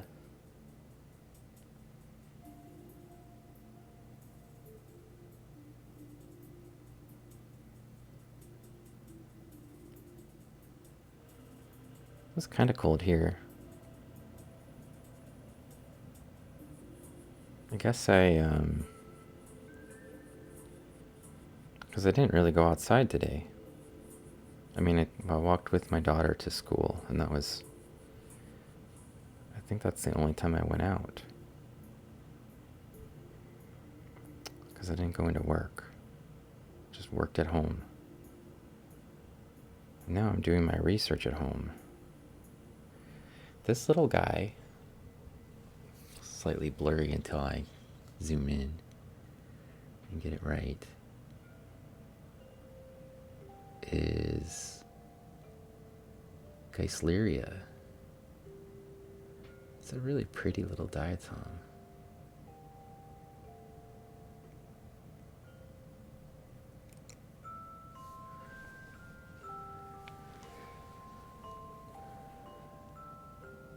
Let's see. Oh, yum. Yakisoba. I really need to, yeah. Oh, it is Virginia. Okay. The round one that was pretty. Yeah, a Cavínula. So you know what? I was wondering what it was like after the flu killed so many. What was it like for people going back to normal? Yeah, I guess it's hard. Probably pretty hard. Maybe in a situation where your economy's destroyed but maybe there'll be more jobs for people, I guess. Although really the worst of the COVID situation has sort of been rampaging through like assisted living communities and those sorts of places, like, the elderly that are in nursing homes and stuff. Those are the places where a lot of it, sort of reap the most havoc. And so it's not going to open up a lot of jobs or anything. Those people are sort of most of them are out of the job market at that point.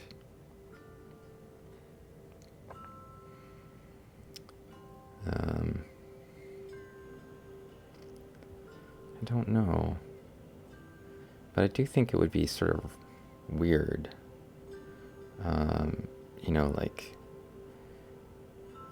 Hopefully it won't ever get that bad for us here, but like a large amount of the population probably disappeared for them, and then I bet it was very strange.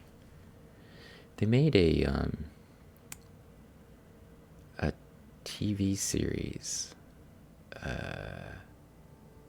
that Carlin watched that I did not. It was kind of like that, where like a bunch of people just disappeared, and then the rest of the people had to go on living in the world, and it was unexplained. It wasn't like a flu or a pandemic. It was just like they disappeared.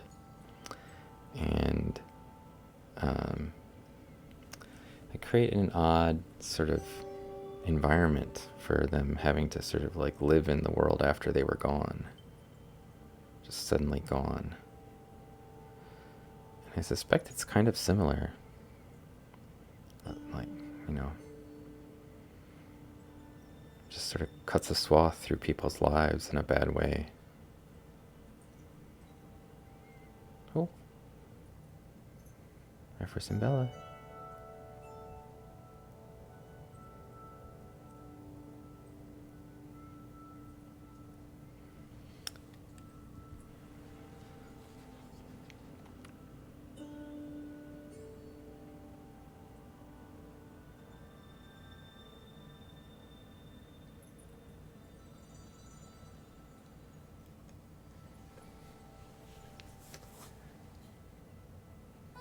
Fresh sourdough loaves made into sandwiches. You're super tired. Oh. Well, you're tired from making the sourdough or tired from other things? There's another one of those little fat Afrocymbellas, and again, it's got stuff on it.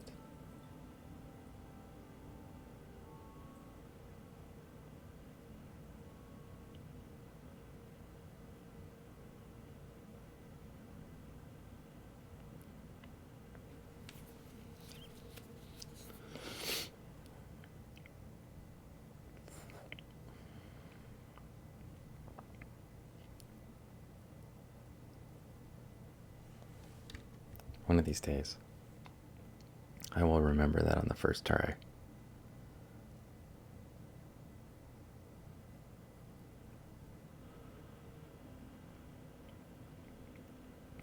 Ooh, a big one.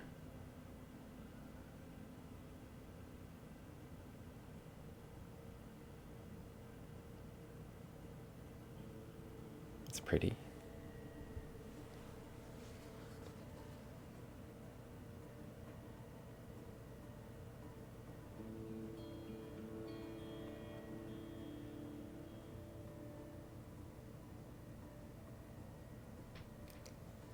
Really need to work on making a pointer. Maybe I should do that tonight. You were up late last night and you didn't sleep well? I know you sent me a message at like 2 in the morning, and shortly after your stream ended, but I was already in bed. I was trying to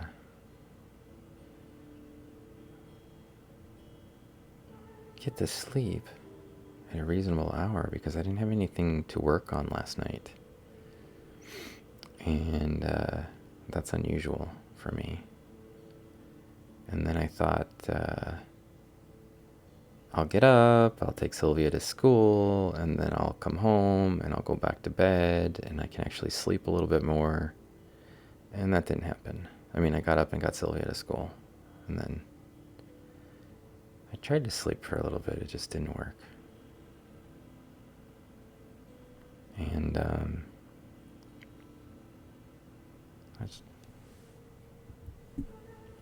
just went back to work.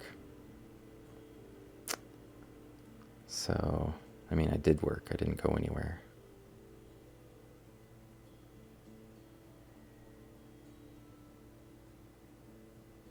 But,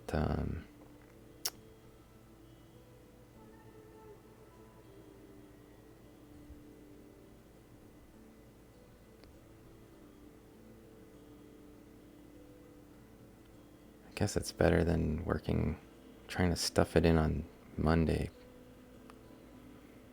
So I've got 2 more lectures to work on this weekend. One of them will be an all-new lecture.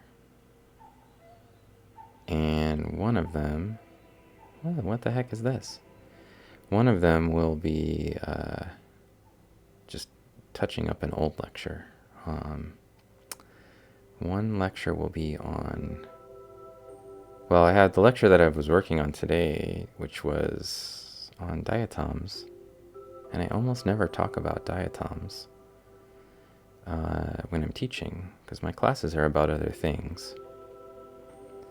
But this is a class on microfossils that my postdoc, Dr. Chad Yost, is working on delivering, and I told him I would teach 2 sections of it, like two weeks worth of classes, and it's my turn. So on top of my normal crazy load, I've got extra classes. But once I'm through with those, and because they're mostly diatom lectures, I mean, it's super easy. It's just some work, you know.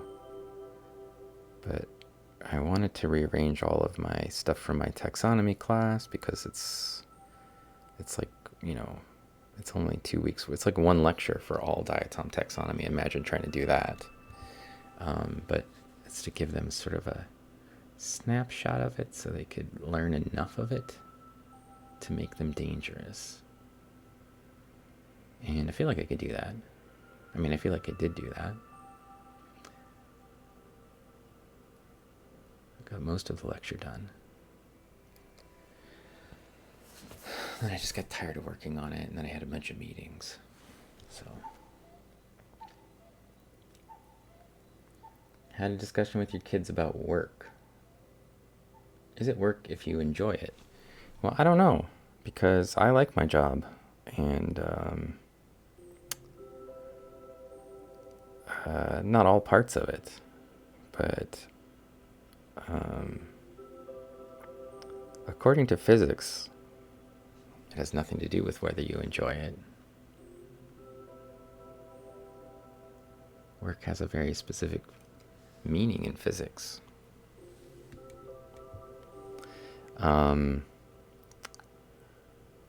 But for people, I don't know. You can still get tired of doing things that you enjoy. I mean, not like tired of them, but tired from them. You can still get exhausted from working and still like what you did. I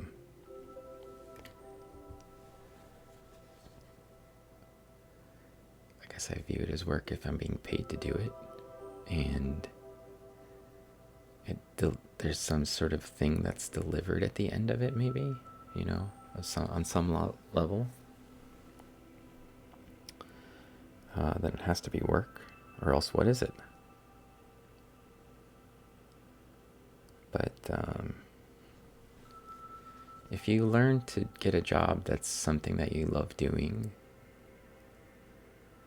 and I mean, I think that's the key. That's why science is so fun for me. Because it's a job, but I like doing it.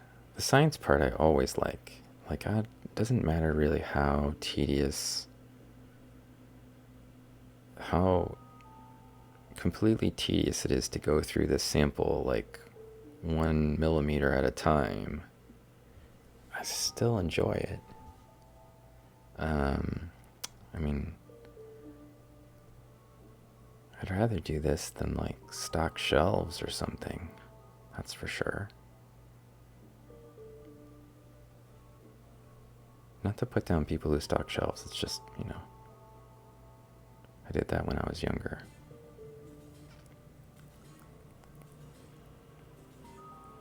And nothing seemed more pointless to me than like taking something and adding it back onto a shelf so that some people could buy it the next day so I could add stuff back onto a shelf. It's like the pinnacle of like doing nothing. I mean, people got something, but I didn't get anything out of it, except for paid.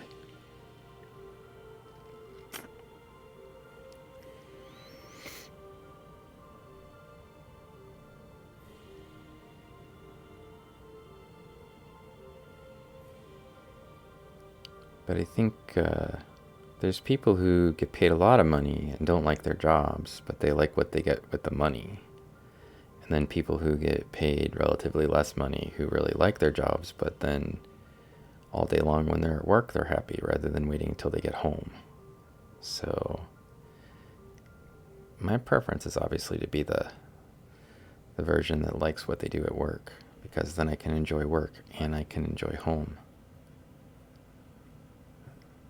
Things are always positive that way. I don't really care about money that much. I mean, I like to be comfortable. And, I mean, outside of that, I don't really care.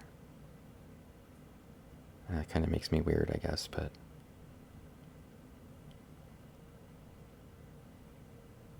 I feel like it works for me. Not sure about your kids, but presumably they're going to do something they like. And it won't seem like work.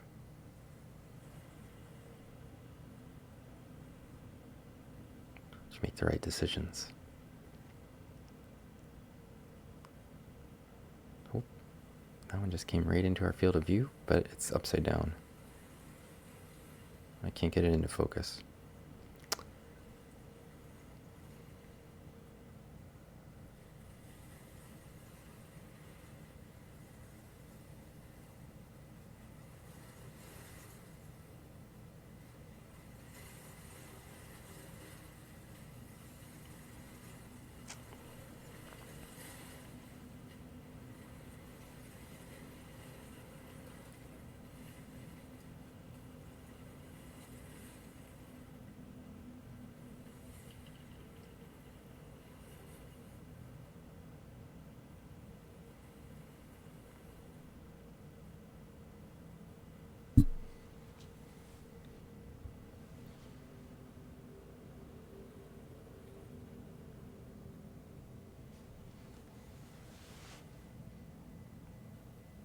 Some work is unpaid, yeah.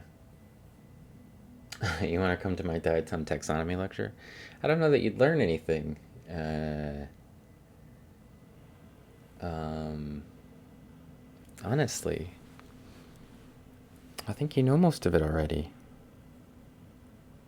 I don't think you'd learn anything from it.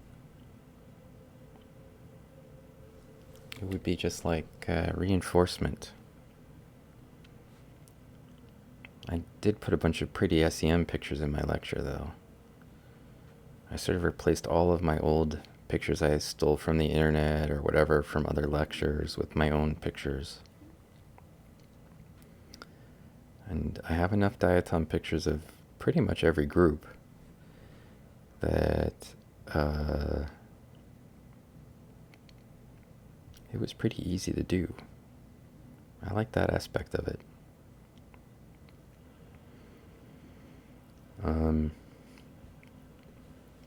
I feel bad because they're going to be mostly looking at them through the light microscope this week, and I showed them mostly SEM pictures, or I will show them mostly SEM pictures.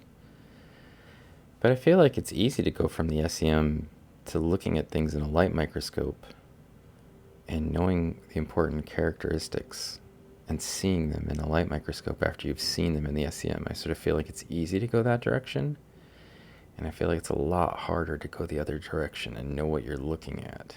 So you see something and you're like, what is this thing? It doesn't look anything like what I thought it was going to look like, right? But, oh, I'm excited about that. I was hoping to find one of these. That's a good one. Look how totally clean it is. Really pretty. This is Afrocymbella Muelleri. This one has a name. Of course, because look how pretty it is. Of course it has a name. It's right side up too. Yeah. Seeing how it's taught is cool. Can you ever really have enough diatom pictures? I can't. I think I could just do this all day long every day, and I don't think I'd ever get tired of it. Same thing with the SEM. I could just sit there and do this.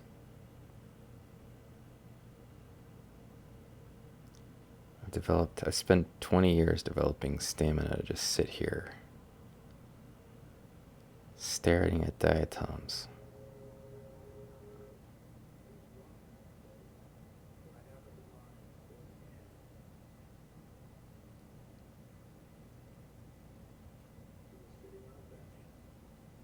This one's broken.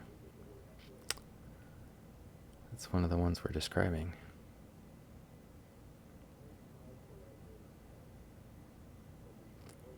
I want to...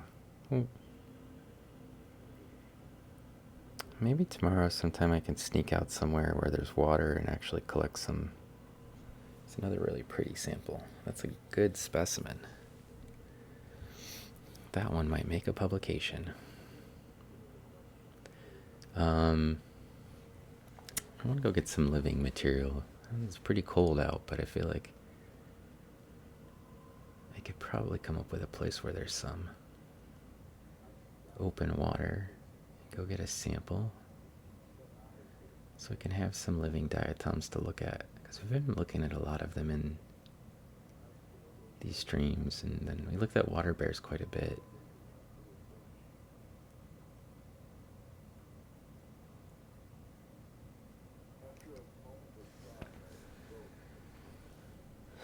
We haven't had a stream where we looked at live diatoms for a while.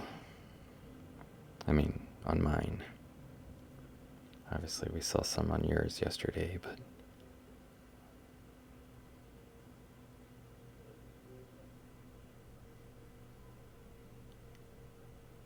I think it would be fun.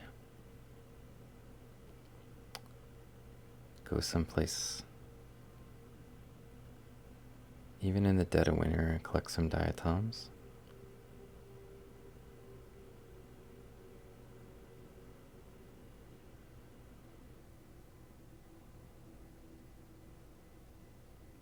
I'm not sure about a stream tomorrow, though.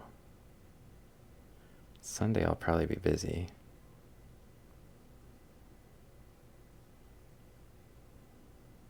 Working on lectures. Guess I could try to get some lecturing done.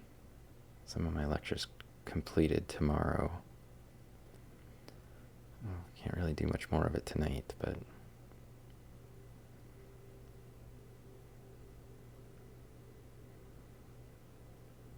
I've got a lecture about drinking water. Like, you know, in the class where I keep having people, like, learn about horrible environmental disasters. So I need to come up with some good stuff besides just Flint to talk about. I feel like I could do that.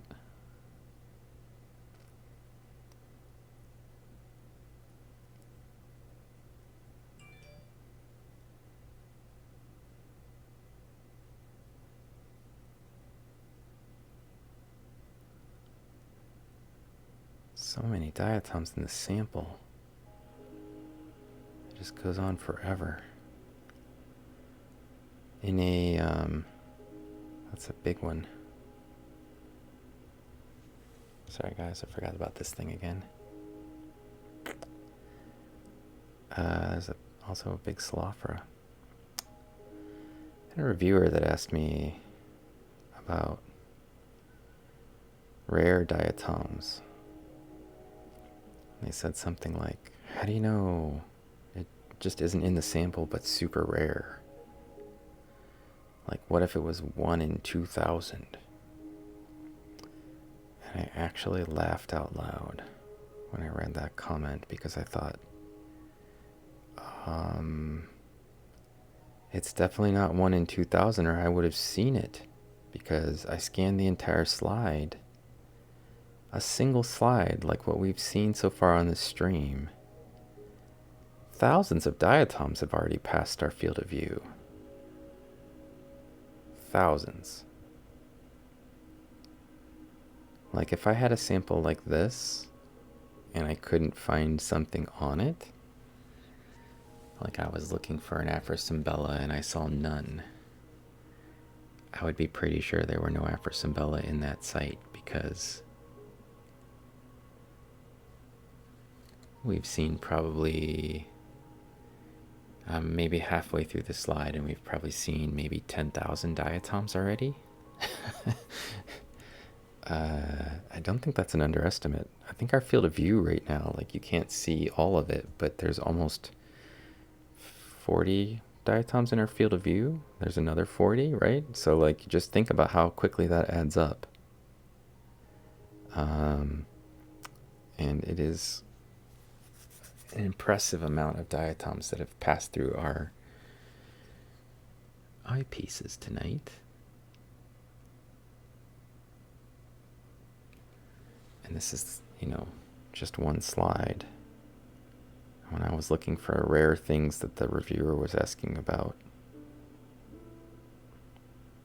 Like a little round one. I looked through like 30 slides and didn't find any of it. So like imagine going through 30 slides with like 10,000 at a minimum diatoms on each slide. I think I can see a little hole there, right there in the middle is a valve face photoportula. I don't think I've ever seen one of those in a light microscope before. I think there's 2 of them right in the middle, and I think we can see them zoomed in like this, right there. That's awesome. This picture is a little over brightened because of this diatom, but I'm just going to take that anyway because I'm pretty sure that we're seeing valve face photoportula right there. I've never been able to see that on it before. It's just because we're zoomed in so far. And I got a high resolution camera on there. I don't think you'd be able to see those just looking in the eyepieces because they get missed easily in the mix of things. So I'm hoping you can see it in the photo. I'm hoping when I get to the actual photo that that picture is clear enough that I could see those. Because that is crazy.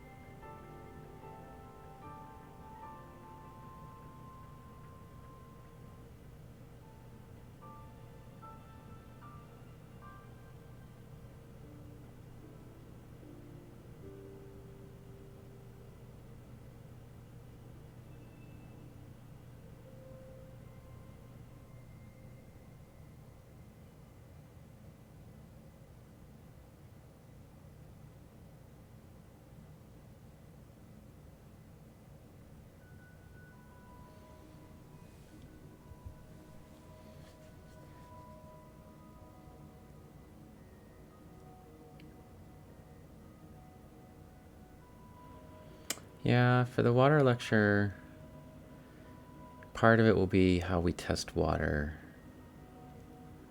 And we can talk about sources for water. And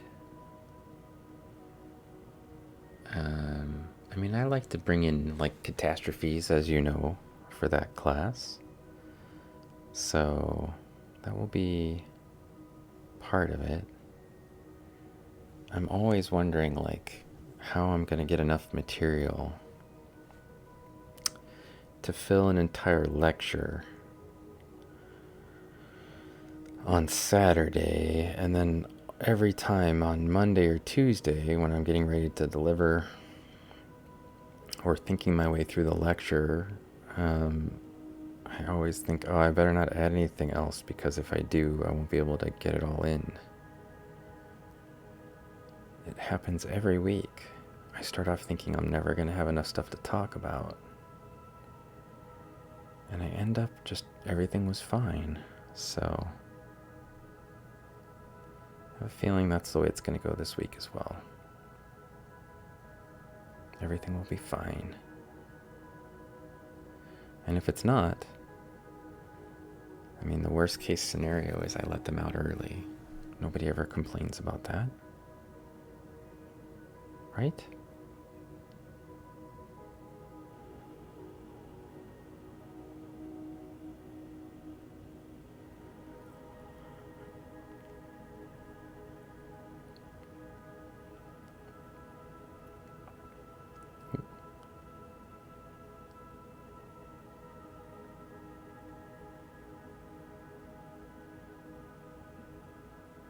This is a really interesting diatom right here. It's not an Afrocymbella. It's a Placanese. But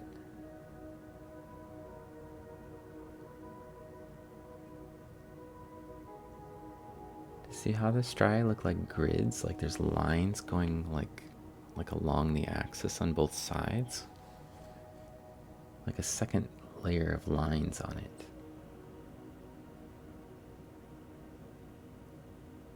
On both valves. You see them now? Like there's an X in the middle with a little stigma. Yeah, they have ridges. They actually do have ridges on them. I have a picture of this from this species. From this sample, or one of these samples. And I showed it to some of my colleagues and they were just stunned by it. There's maybe like 2 other species of Placanese that have these weird ridges.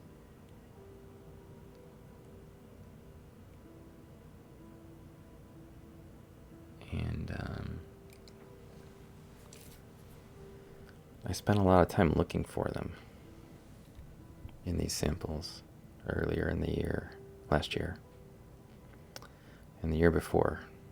And I took a poster. I brought out all of my stuff on a poster to the diatom meeting.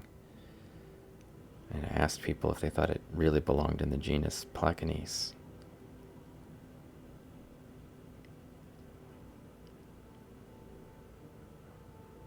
Like, should it be in its own?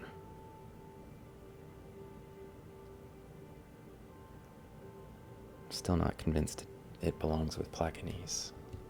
But right now, I'm under the impression that it's an extreme version of Placanese, and we're okay leaving it there.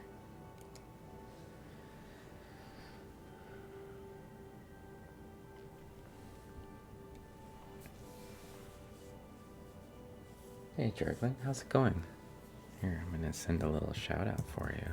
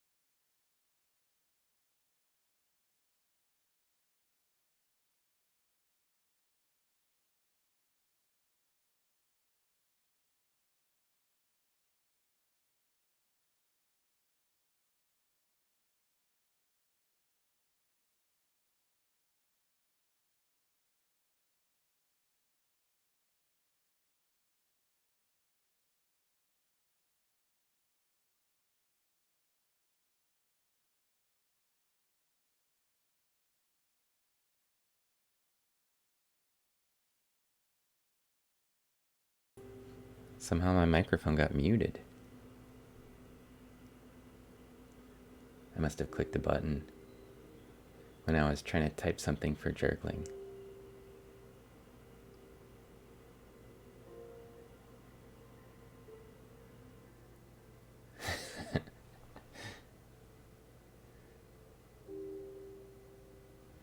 It was all your fault. But it was my fault. I mean, I guess we could blame Pacific Plankton because she could have given you a shout out. But I feel like I'd rather take the blame. It's probably my fat finger that pushed a button. It could be worse. I guess I could push the button that accidentally makes Tardy B show up on the screen, and then could have been muted and have Tardy B up there trying to kiss everybody.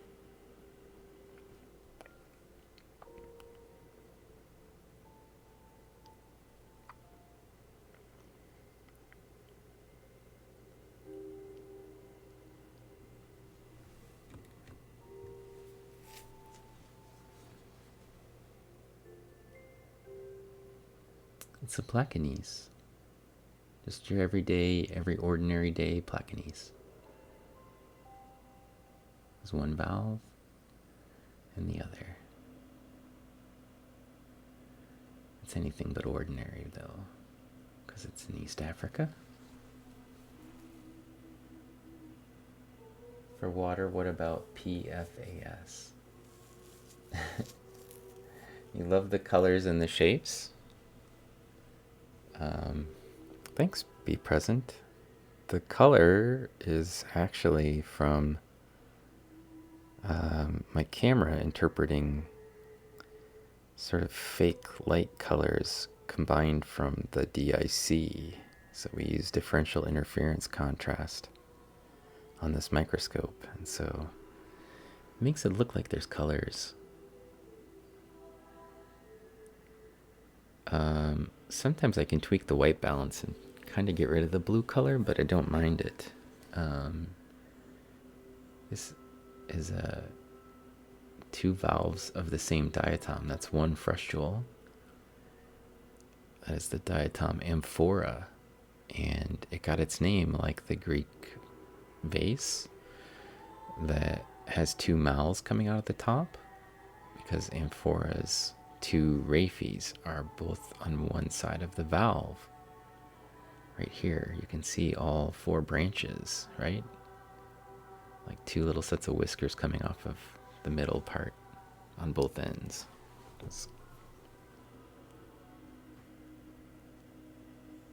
Both their raphes are on the same side of the valve.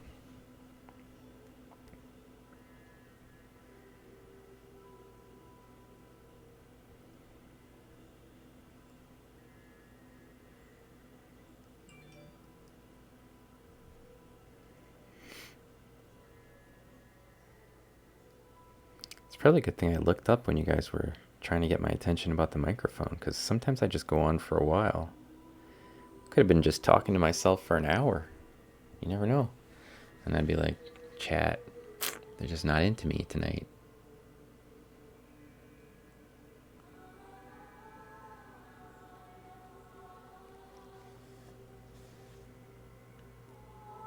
Hey, Pandemic Watch, how are you doing?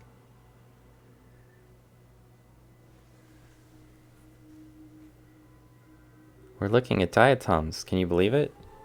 And I keep forgetting to turn the zoom off on my camera. It's pretty much a usual night. I should hook that button up to something I can push easily, so I can remember to push it all the time.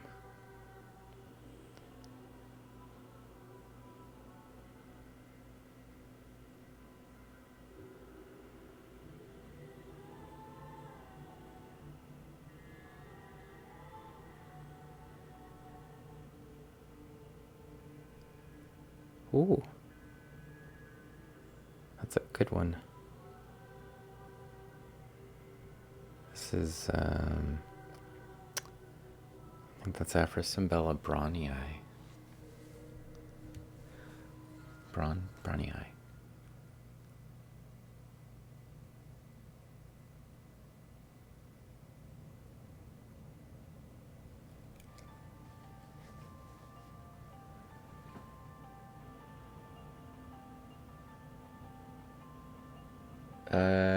I started streaming in like August of 2020. So yeah, almost 6 months, or maybe a little more than 6 months. And well, that's a really super weird diatom right there. It's a little Nitzia, but it's like crooked and stuff. I know Pacific Plankton was already streaming because I watched her streams before I started streaming to learn how to do it. I was watching her and Dell Maximum for several weeks. So I think she has at least like a month head start on me.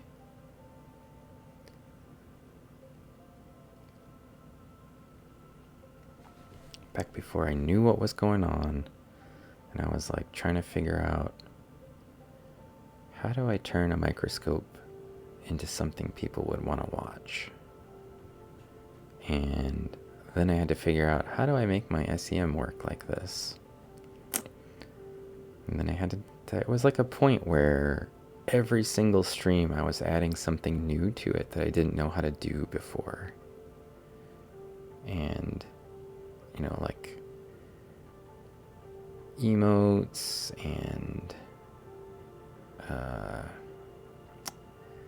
like notifications, and trying to figure out like how to manage the chat, and just like every single stream I was adding something new. That went on for like a month and a half, or maybe 2 months, where I was just trying to like get it all under control. And then sort of cut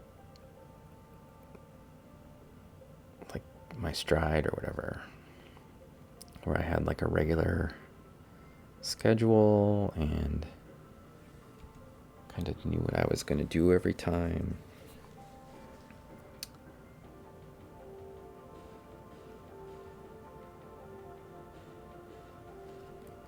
Took a while. Especially because I was only streaming like once a week at first. And not for very long. Like, took a while before I started even getting like a 3-hour stream. And they don't usually... I mean, I usually sort of stop after about 3 hours.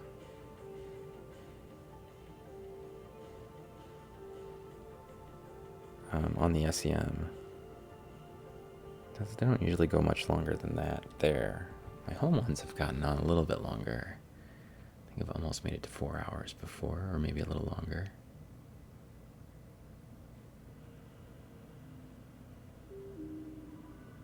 This one started around, I don't know, 9 o'clock. So I don't have any sort of schedule at home for home streams. I just do them when I feel like it, and sometimes I just get tired and stop. But the SEM ones are more like regular, planned, organized, maybe thoughtful sometimes. Like trying to figure out what to do. At home, it's just like slap some slides on and let's look at some stuff. And sometimes it's living material. Sometimes I do like a water bear hunt. Sometimes we do like looking for diatoms. Sometimes I just want to see some material. Good news, everyone. It's a follow. Germerg. Thank you for the follow. We're having a conversation earlier with my friend Bobber. Bobber and I are working on a special project for YouTube. And so I might start streaming to YouTube soon. Well, not might, I will. And it'll be a different kind of stream than these, but I was just sort of saying, like, it's probably going to be really weird for me because I'm used to alerts and sort of the Twitch raids, and you know, there's sort of like a weird, fun kind of twitchy things that I like. So I don't know like what YouTube will be like. I suspect it's similar, but the stopping to say thanks for following, and I mean, still have to chat with people, but like, probably you wouldn't thank somebody for following you on YouTube. I mean, like, not one at a time. So it would just be like a sort of a different experience.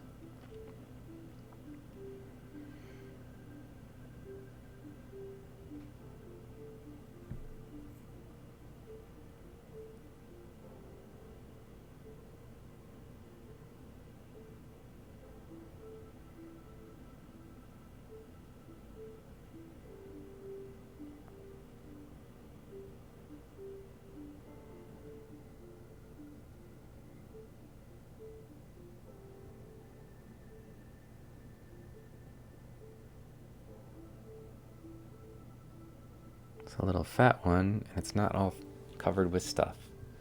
I told you I'd get one eventually.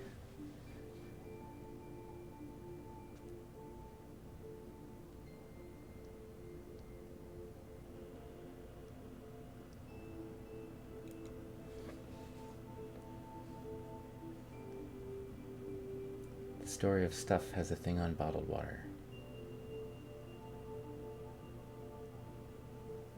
Your computer just barfed.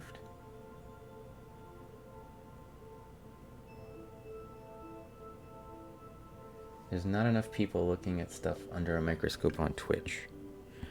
Um, well, I mean, I have this list of people that I can give you, right? This one. That's all I know for people that does stuff on a microscope on Twitch. There should be more microscope streamers. I mean, we're trying to encourage people to do it. It's just that people usually have a barricade. Oh, look.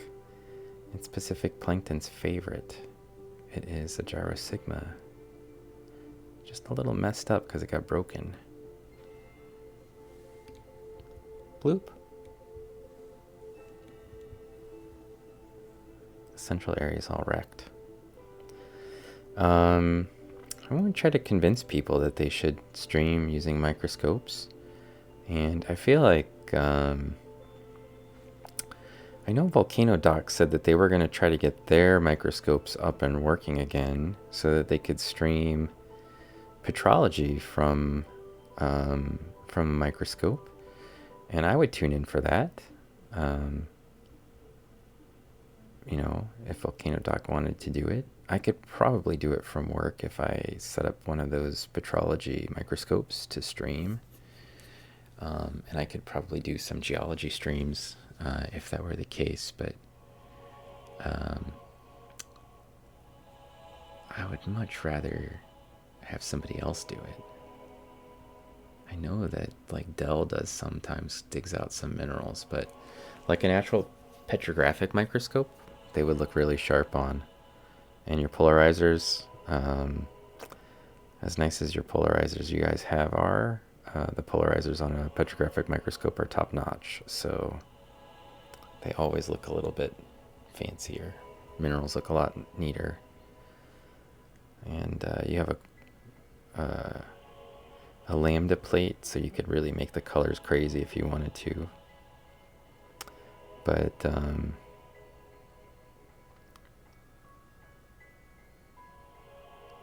don't think we have any that are hooked up to cameras. Or have even like a trinocular mount on them. So we'd have to do it through the eyepiece.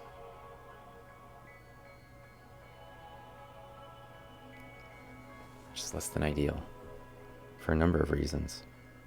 One being that's where my eyes go.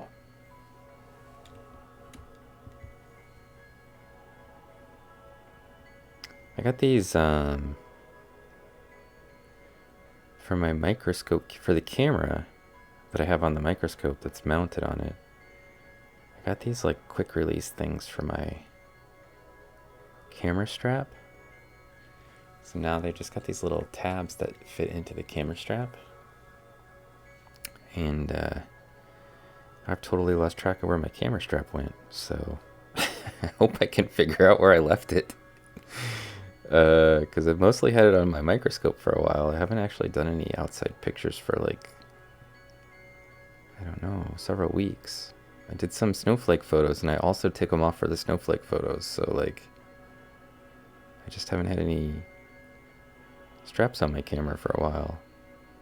And I don't remember where I put them. It's a small but potentially dangerous problem in a house with a 7-year-old who just moves stuff around and leaves stuff wherever she wants. Might be a while before I find it again and I might need them.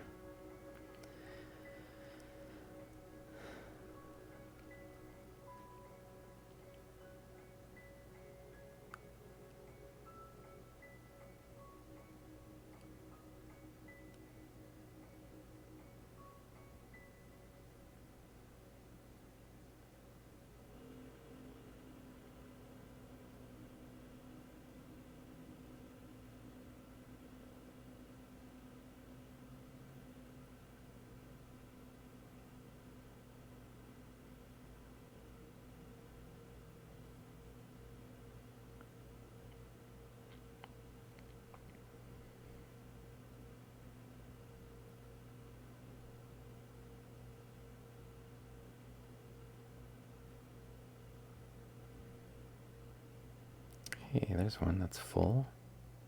Not broken or messed up in any way.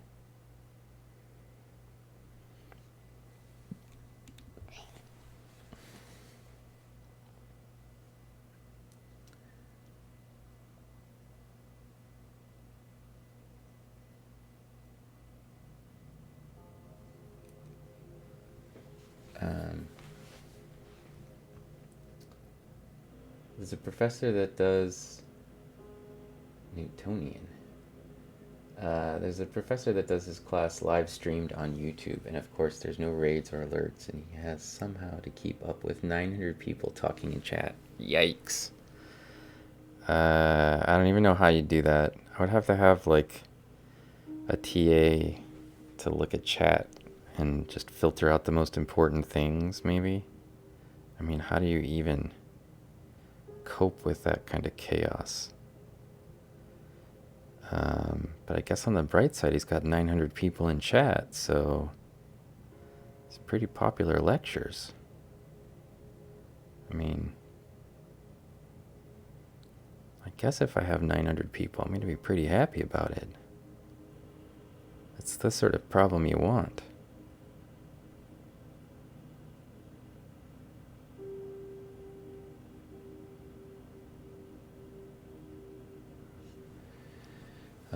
I don't know what I'm going to do for those lectures or things that I do for that. Should be kind of interesting. Still need to kind of like think it through.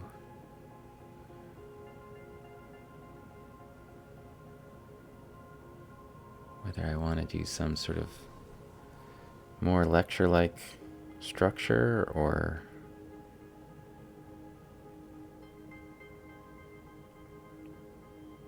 something a little bit more interesting.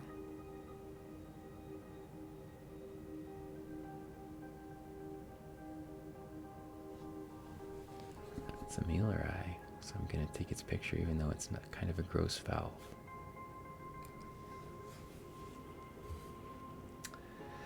Let's see.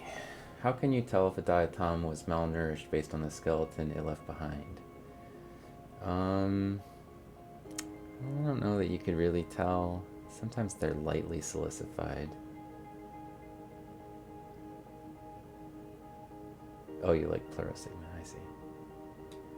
Hello, am not slash dangling slash bearded shrimp. How are you doing?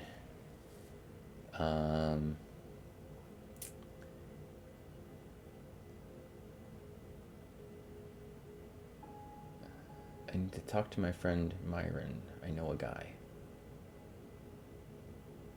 Oh, that's weird. Why did your first just show up again? Suddenly. Pacific? You got a skeleton guy? We missed the movie. I don't know what movie you're talking about.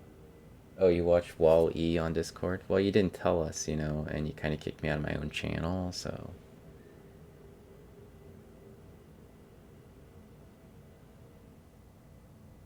Hello, Alan MD. Sorry I'm a little behind on the chat. You came for knowledge.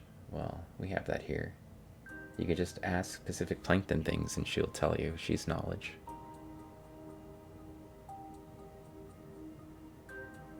You're buried in the snow. That sucks. Mr. Diatom with 900 people.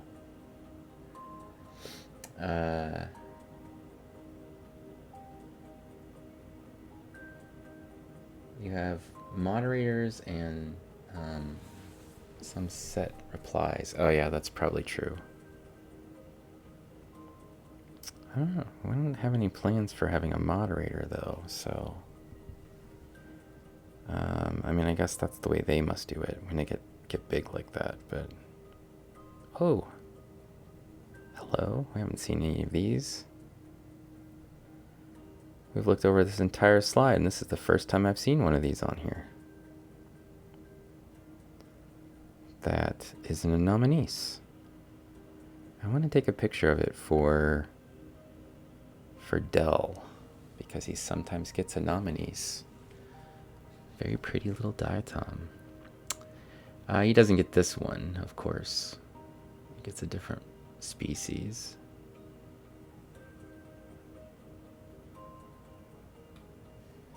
This one's very close to like Anomone sculpata.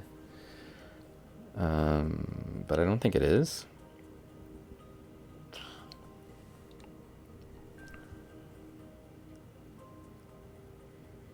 And I think that's a Muelleri hanging out up here. Afrocymbella Muelleri.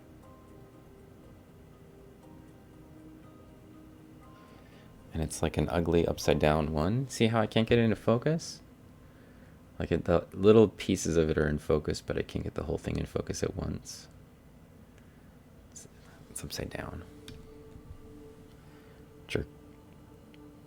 Jerky thing. Would have been a pretty one, but it was upside down.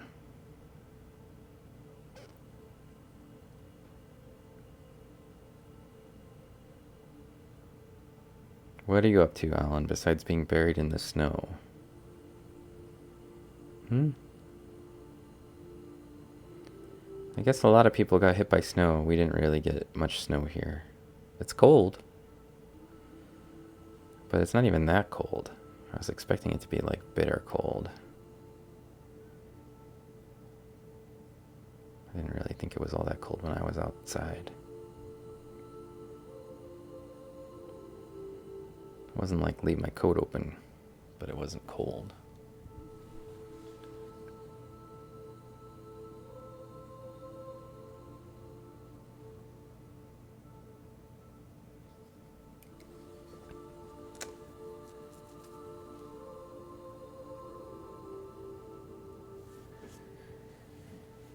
Let me see what the actual temperature is.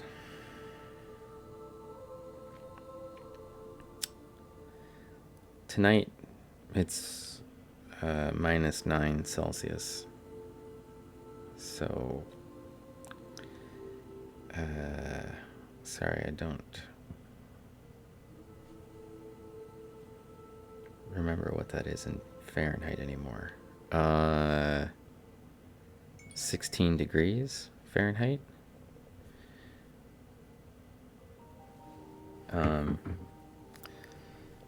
So it's below freezing, but like that's not that bad. For nighttime, that's not even that bad. I think earlier today it was just at freezing, you know, like 0 Celsius, I mean.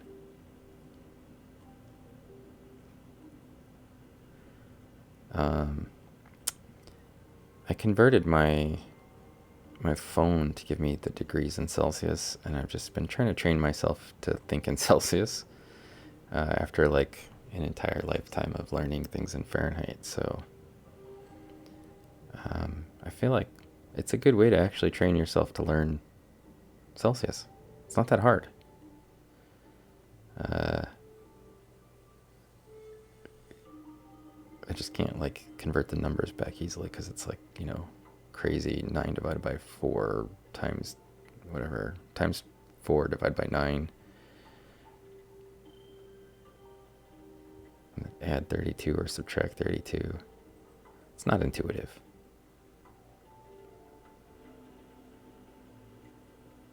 Especially when you get around 0 and you got negative numbers. It becomes really complicated.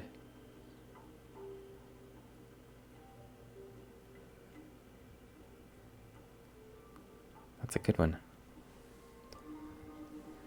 Are we tired of looking at Afrocymbella yet? I know I'm not.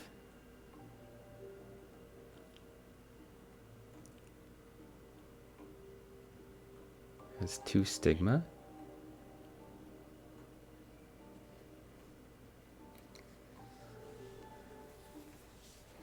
Yeah, that's not that bad. It's colder there than it is here, though. No. Oh, it's 11. See, it's colder here.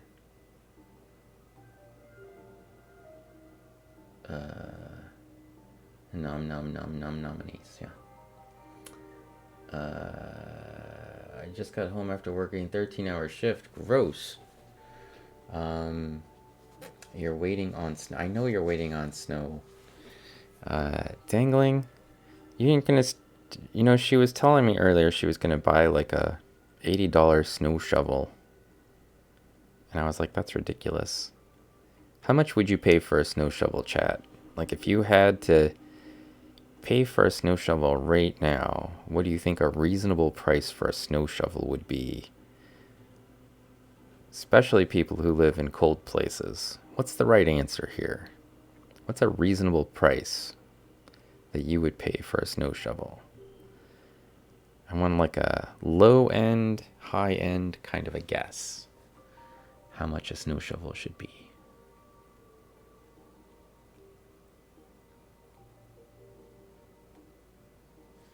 I mean,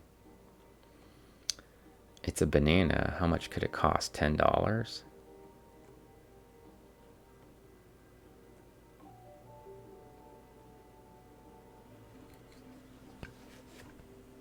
$20. That's the number I picked, Andalore. That's the number I picked. I don't think I would spend more than $20 for a snow shovel. Maybe $30 if it was something special about it, you know, like all the bells and whistles, some sort of like steel blade that wasn't going to bend, had some sort of special like shaped handle, ergonomic grip, some sort of nonsense, you know? Maybe $30, right? I would start at 20. If I had to pay more than 20, it better be a special shovel. You could get the really cheap one probably for $10 somewhere, you know, but it's going to break. It's not going to last. I feel like I could walk right across to the Rural King that's next door to us or whatever, it's not far from us, and get a shovel for $20. I'm pretty sure I could get a shovel for $20 and it be a relatively decent quality shovel and mail it to Dangling in Texas for less than what she was thinking about.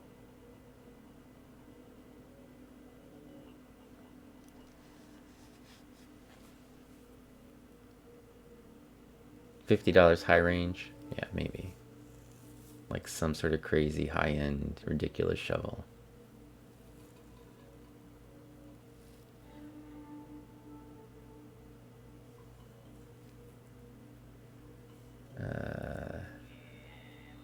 Normal shovel, not a machine. Not a machine shovel. I have a snowblower as well. But not because we bought one, because my wife's dad bought one for us. And I think he mostly bought it thinking that we would shovel or we would use it in his driveway if he needed it. Uh, you know, like come on over and bring the snow blower.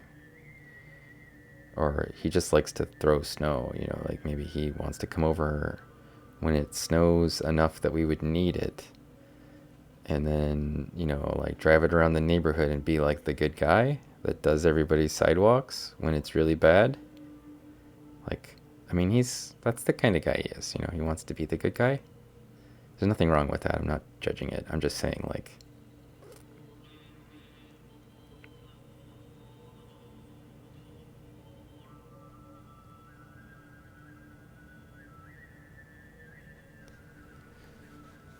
I'm too busy to mow the lawn normally, so like shoveling is only if we need to.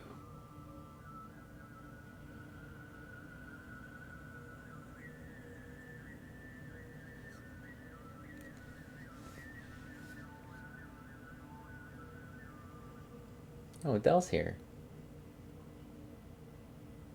The night's dues are done. That's good. I was wondering when you were going to start streaming, because then I can just hand people over to Dell. That's always what I want to do, is give them to somebody that I want them to enjoy. You know? They like this. You're really going to like Dell. It's like this plus cursing. And then games. Plus some of his stuff moves around on its own, instead of just when I turn a knob.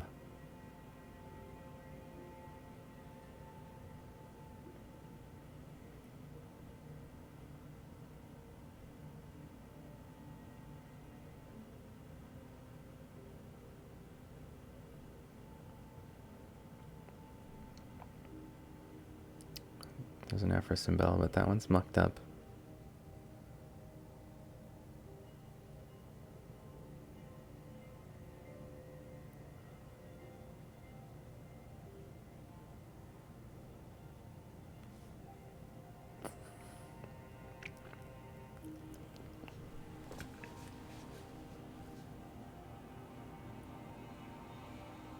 Very soon. Good.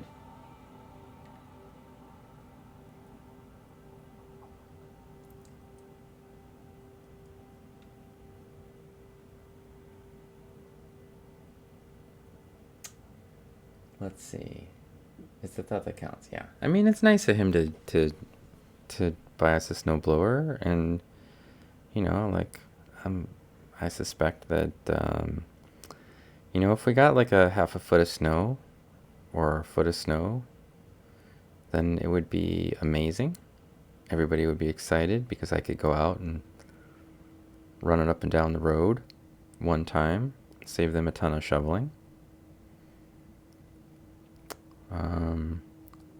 Make them all jealous. Throw snow into my neighbor's yard. All the things that come along with it. Wake them up super early on a Sunday morning, blasting that noise.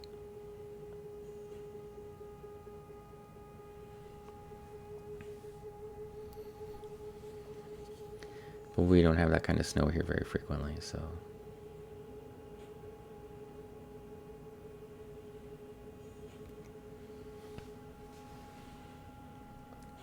Good news, everyone. Can alien please abduct me? That is a cool name. You're ready. You're waiting for the aliens to come get you. I also like that you made your name into a whole sentence with like punctuation and stuff. That is, that's thinking. And I don't know if the aliens have watched Twitch. I imagine they could.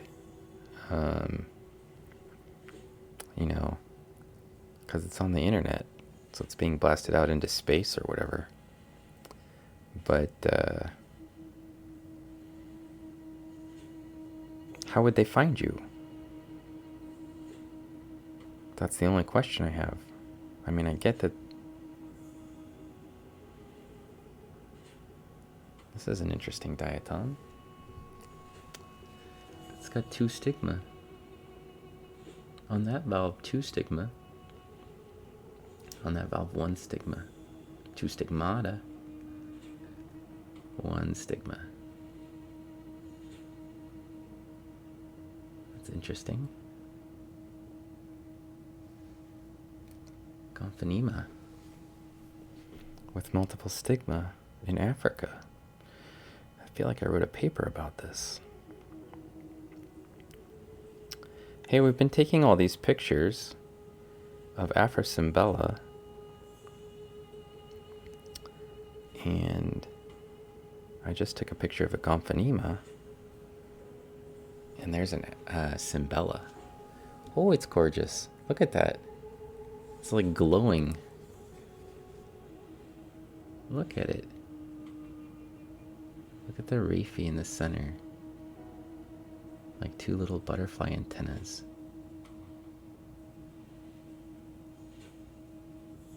It's a pretty one.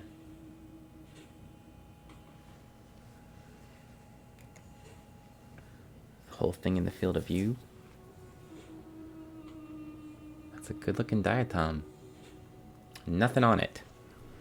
No junk on it. Both valves present. I can tell because it's got a dark outline around it. And maybe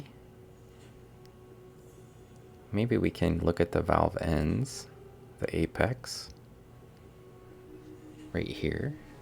And I can show you something that we don't normally see in the light microscope. Right there.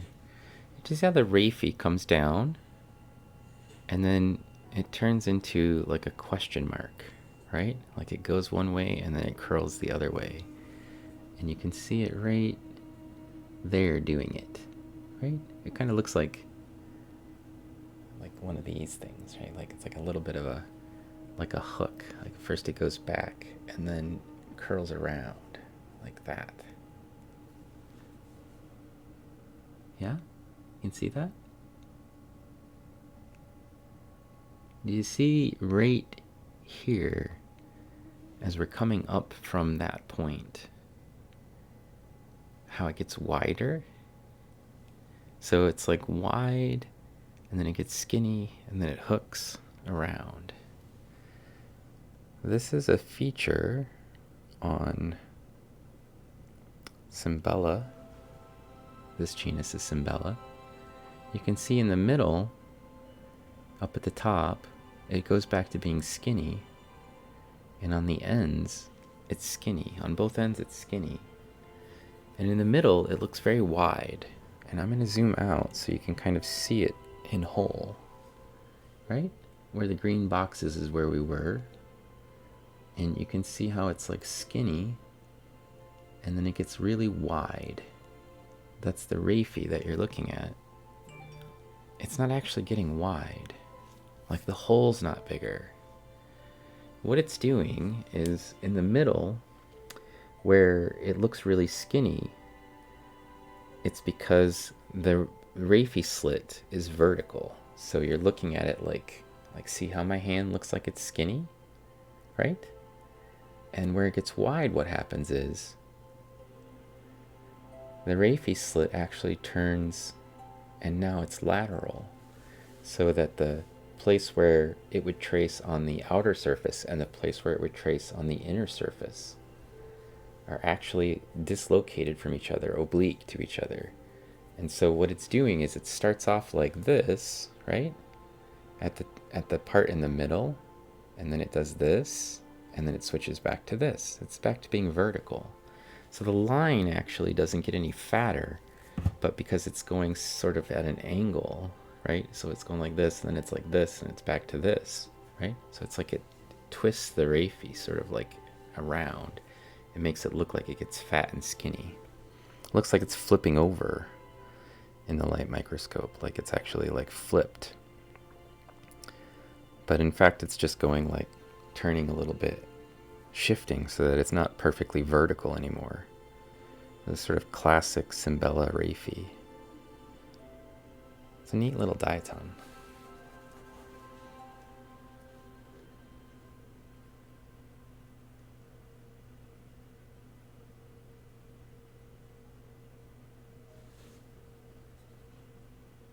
They've already found you, and you live on Mars.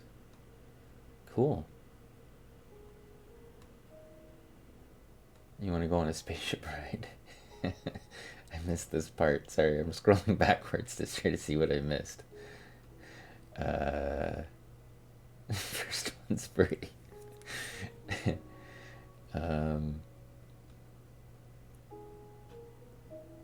There's a Radiohead song that's like that, where they want to be abducted.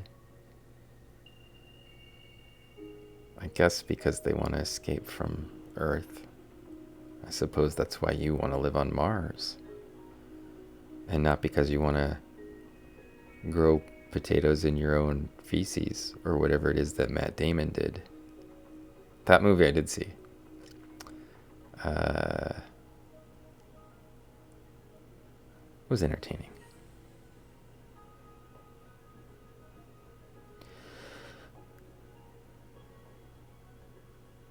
There's probably a ridiculous lag for you from Mars to my channel. So I want to first say thank you for tuning in all the way from Mars.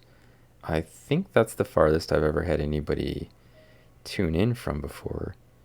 As far as I know, everybody else who comes to my channel has been tuning in from Earth. Super boring. I mean, if I could get more people from outer space, we could really, really jam my channel full of interesting conversation. You know, really interesting conversation. We could talk a lot about Mars, probably. So just let me know if you got some people there. I mean, I presume you moved to Mars to get away from people, but, you know, if there's some people there with you, get them to tune in. I could be a specialist who just basically caters to uh, the rest of the galaxy, you know. A few people from Earth tune in, but really the rest of the galaxy's here watching.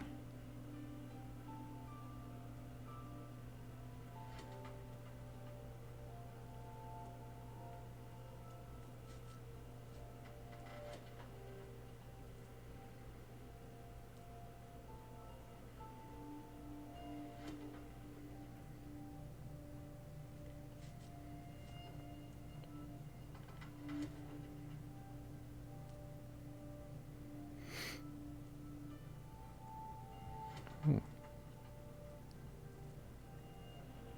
Not an Afrocymbella, but still a nice, pretty diatom. See what it looks like up close. See what we can see. I think it's Paraplacanese, maybe? Get a nice clean shot of the central area.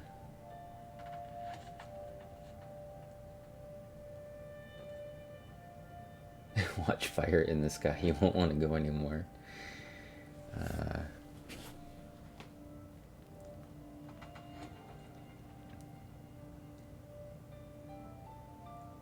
Alright, we'll catch you later, Del.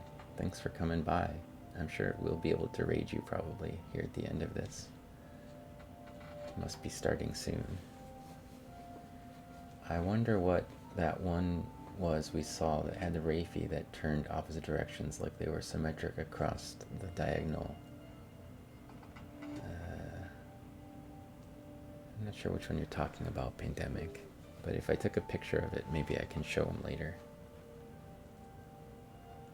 Some of us tuning in from Earth are actually aliens. When I was young, everybody accused me of being an alien. But I'm pretty sure I'm a human. Now that I'm older, nobody accuses me of it anymore, but maybe it's just because I'm older, and they figure if I was alien, I probably would have left here by now. There's a not unattractive Nitsia right there, which is a rarity. Look at that one, that's pretty. Who'd have thought we could have pretty Nitsias? Right? That's a good one. Nice and sharp.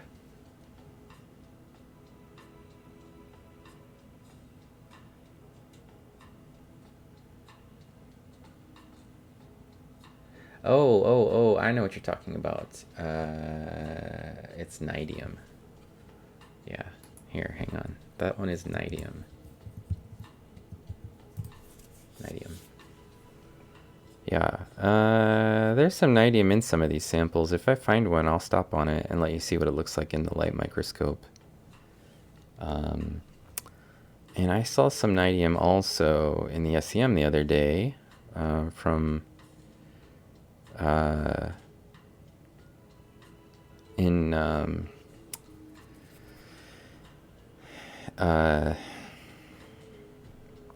the Clear Lake samples that we were looking at with Addison. So I don't think we took a picture of it, but we stopped and looked at it. So you could go back to that VOD and see it in SEM. Or maybe I'll stick one of her samples in and play around with them while we're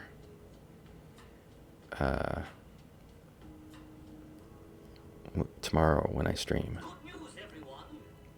But we'll have some stuff in the SEM, so I'll see if I can find some that has Nidium, and then we'll stop and look at them. They're pretty cool. There really aren't very many that are like that, although I will tell you that if you looked closely at Pleurosigma and Gyrosigma, that their Rayfis actually do the same thing in the middle. They're just sigmoid shapes, sigmoid outlines. So you don't usually see the Rayfi ends. They have like a sigmoid shape, and then the Rayfi ends sort of curl around the inside. lip, and it's distracting. Like here, let me see if I can show you what I mean. Because that right there is a gyrostigma. And if we had it in a SEM, it would be obvious. In the light microscope, I'm not so sure we can see them. Oh no, I can see them. You can see them. Yeah, right there. Yeah? See that, Andalor? See that, Pandemic Watch? It comes in and it goes like this. They go right into the sidewalls. They don't do this sort of nidium thing where they're out in the open and they kind of like hook in opposite directions. But these ones actually go in, they go right into the actual like sidewall, right? You can see them going like opposite ways. Yeah. Pretty cool. But usually you're so distracted by the like the sigmoid shape that you don't really even look at the Rayphie ends on those things. So it, also the Rayphie's end like really sort of short. So like before they get out into the middle.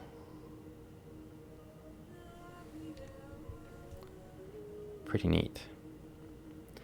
But the nidium was the first diatom I learned how to identify. I was sitting in on a class where they were discussing like diatoms before I knew diatoms, and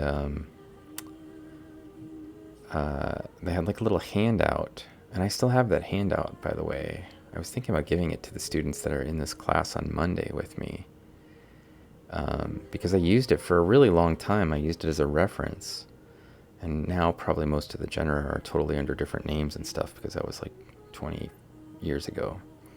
But the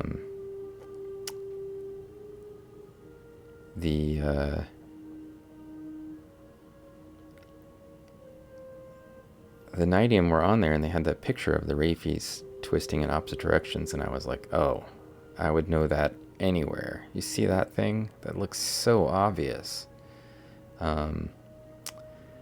And so, like for genus, it was the first genus I could figure out how to clearly identify, because I would see that and just be like, know what that one is. Also, gyrosigma and pleurosigma were pretty easy. Probably the next two that I learned. Just super easy to identify. And I feel like maybe Gomphanema and Cymbella are pretty easy, but they've been split up quite a bit since then. And especially Gomphanema is a lot harder to identify today as truly Gomphanema unless you have an SEM. There's too much stuff, that there's too many like little things that were used to separate them, to break them into smaller chunks based on little tiny details. Cymbella had similar things happen to it though. It's just that their Cymbella are still pretty obvious. Anyway. Oh, it's a little shorty. Right there's a little short Afrocymbella. This little chubby one. Short little chubby.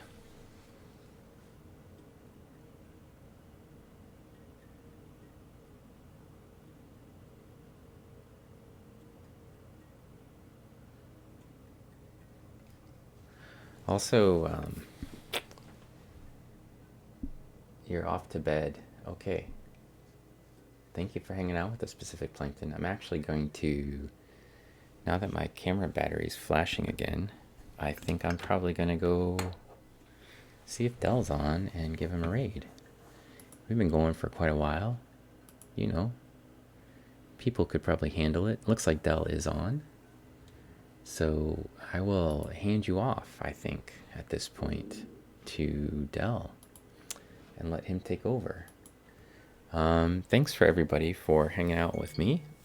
It's been fun, of course, very casual evening streams like this from the microscope. And if you're interested in seeing some things, maybe from these samples or close by samples, tomorrow afternoon, 1 to 3-ish, I'll be streaming from the scanning electron microscope.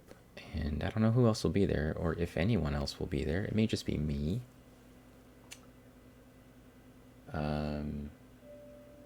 They look a little bit like fingerprint ridges. Yeah. I'll answer this question here before we raid, which is, does the camera and the binocular come to focus together?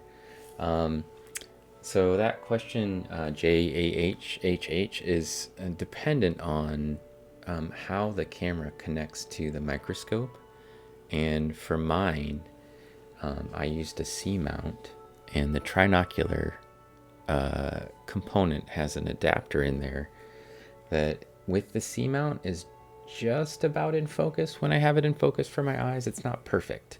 So I'll start by focusing it in here. Like for me, that diatom's in focus here. And when I look over here, like it's maybe a micron off. So it's really close. Yeah. But you can get an extension tube that you can put in there that you can sort of like set it to the right height so that they're always going to be in focus. But you probably have to have a different adapter on there. You have to have an adapter that you can sort of resize the height.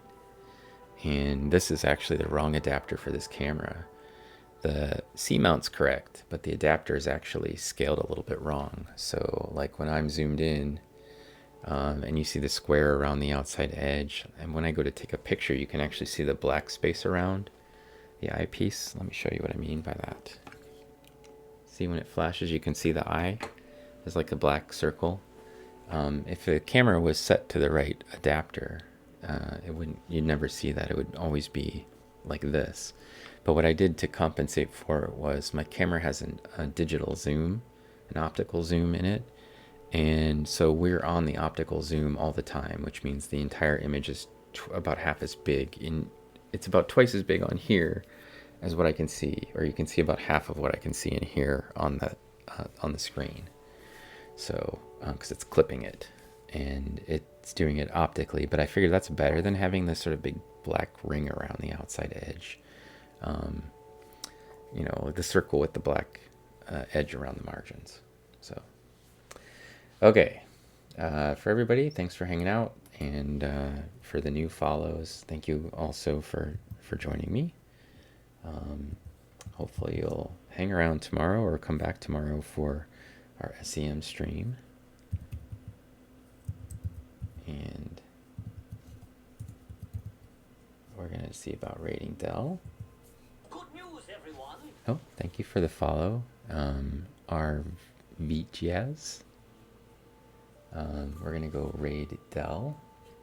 So Dell is another microscope streamer who hangs out in my channel, is also a moderator. He considers himself a variety streamer, but he usually starts with microscope stuff. Does that for about an hour or two, and then switches over to some gameplay. And I'm not sure what he has lined up for us tonight. I'm sure he has something interesting, but he likes to look at like hydras, diatoms, and copepods and zooplankton, all freshwater organisms that are living and crawling around. And I'll probably hang out in the channel with you for a little while if you go there. So, because I like hanging out with Dell. And some of you are probably split streaming us already anyway. Yeah. I don't think I've ever seen Dell get a water bear. But definitely diatoms and the hydras. Alright. We'll see everybody maybe tomorrow.